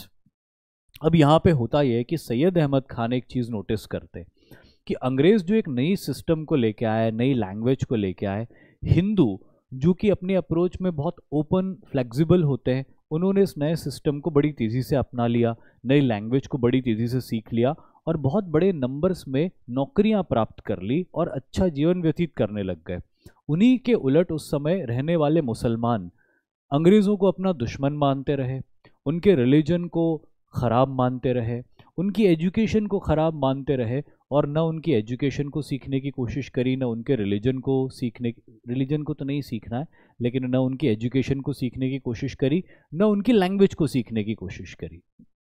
इसीलिए हिंदुओं के मुकाबले मुसलमानों को सरकारी नौकरियां बहुत रेयरली मिली और हिंदू बड़ी संख्या में सरकारी नौकरियां प्राप्त कर लेते। तो सैयद अहमद खान ये कहते हैं कि इस तरह से तो मुस्लिम्स सरकारी नौकरियां प्राप्त नहीं करेंगे, उस समय कोई बहुत बड़ा प्राइवेट सेक्टर तो होता नहीं था, तो कहीं ना कहीं वो बैकवर्ड होते जाएंगे, उनकी फाइनेंशियल कंडीशन भी ख़राब होती जाएगी। इसीलिए वो ये कहते थे मुसलमानों को कि अंग्रेज़ों को अपना दुश्मन मानना बंद करो, इनकी एजुकेशन के रैशनल आस्पेक्ट को अपनाओ, अपने रिलीजन को छोड़ना नहीं है लेकिन इनके रैशनल आस्पेक्ट को अपनाओ, इनकी लैंग्वेज को सीखो, नौकरियां प्राप्त करो ताकि इकोनॉमिकली सर्वाइव कर पाओ। और इसी उद्देश्य को पूरा करने के लिए, देखो भाषण देना एक बात होती है लेकिन लोगों को वो चीज़ मदद करने में ये ज़्यादा इंपॉर्टेंट होता है। तो उस काम को करने के लिए इन्होंने इनिशियली इस्टेब्लिश किया अलीगढ़ मूवमेंट इमर्ज्ड एज, इसी के साथ अलीगढ़ मूवमेंट की शुरुआत होती है। Modern trend among the Muslim intelligentsia based on the Mohammedan Anglo Oriental College की स्थापना होती है अलीगढ़ नाम की जगह पर। It aimed at spreading modern education among Indian Muslim, जो कि ऑब्जेक्टिव था इनका, without weakening their allegiance to Islam. यानी कि ऑब्जेक्टिव ये था कि मॉडर्न एजुकेशन भी लेना है लेकिन इस्लाम से अलग भी नहीं करना है, Islam should continue, Islam should be their faith, but in practice their education should be western, scientific, modern, in English language. Social reform among Muslims relating to parda, polygamy, widow remarriage, women education, slavery, divorce, etc. Aligarh movement पे ये हिस्से भी थे। हालांकि यह difference ये दिखाई दे रहा है आपको कि जितने भी हिंदू रिफॉर्मिस्ट या रिवाइवलिस्ट मूवमेंट्स हुए उसमें फोकस किया गया है इन चीज़ों के ऊपर, जैसे purdah system, widow remarriage, women education, divorce, slavery वगैरह वगैरह। लेकिन मुस्लिम मूवमेंट जो होता है, मुस्लिम मूवमेंट में एजुकेशन के ऊपर ज़्यादा फोकस किया जाता है, क्योंकि हिंदू सोसाइटी में एजुकेशन तो वैसे ही it was the first of the first things, तो वो तो लोग ले ही रहे थे। तो इसीलिए जो बदल नहीं रहे थे वो बदलाव की कोशिश हिंदू सोसाइटी में की गई, लेकिन मुस्लिम सोसाइटी में तो एजुकेशन भी नहीं ले रहे थे लोग, तो इसीलिए पहला फोकस रखा गया एजुकेशन के ऊपर। और जो पर्दा सिस्टम या दूसरे जो सोशल एविल्स मुस्लिम सोसाइटी के अंदर प्रिवेल करते थे, पॉलीगैमी का एविल, स्लेवरी की प्रैक्टिस का एविल, है ना, या जो पर्दा बुरखा वाला एविल था, ये सारे एविल जो मुस्लिम सोसाइटी के अंदर थे, इसको दूर करने की हल्की फुल्की कोशिश की गई। क्यों? क्योंकि अगर इन सोशल एविल्स को दूर करने के ऊपर एम्फेसाइज करने लग जाते वो लोग, तो मुस्लिम सोसाइटी पहले ही बिदक जाती और वो आते ही, वो भेजते ही नहीं अपने बच्चों को एजुकेशन के लिए। क्यों? क्योंकि उनको डर लगता कि इस तरह तो ये एक अलग कल्चर बना देंगे। तो इसीलिए पहला ऑब्जेक्टिव सर सैयद अहमद खान का ये था कि बच्चों को रैशनल एजुकेशन तक लेके आएँ और उनको रैशनल एजुकेशन लेने दें। बाद में ये सोशल एविल्स शायद वो धीरे धीरे ग्रेजुअली खुद ही ख़त्म कर देंगे। अब वो कितने कामयाब हुए या नहीं हुए ये सब डिबेट का विषय है, लेकिन ये सारे मेजर सोशियो रिलीजियस मूवमेंट्स थे जो भारत के अंदर हुए थे अलग अलग वक्त में, जिनकी हमने बात करी। आज के लिए इतना ही। Thank you very much. जय हिंद।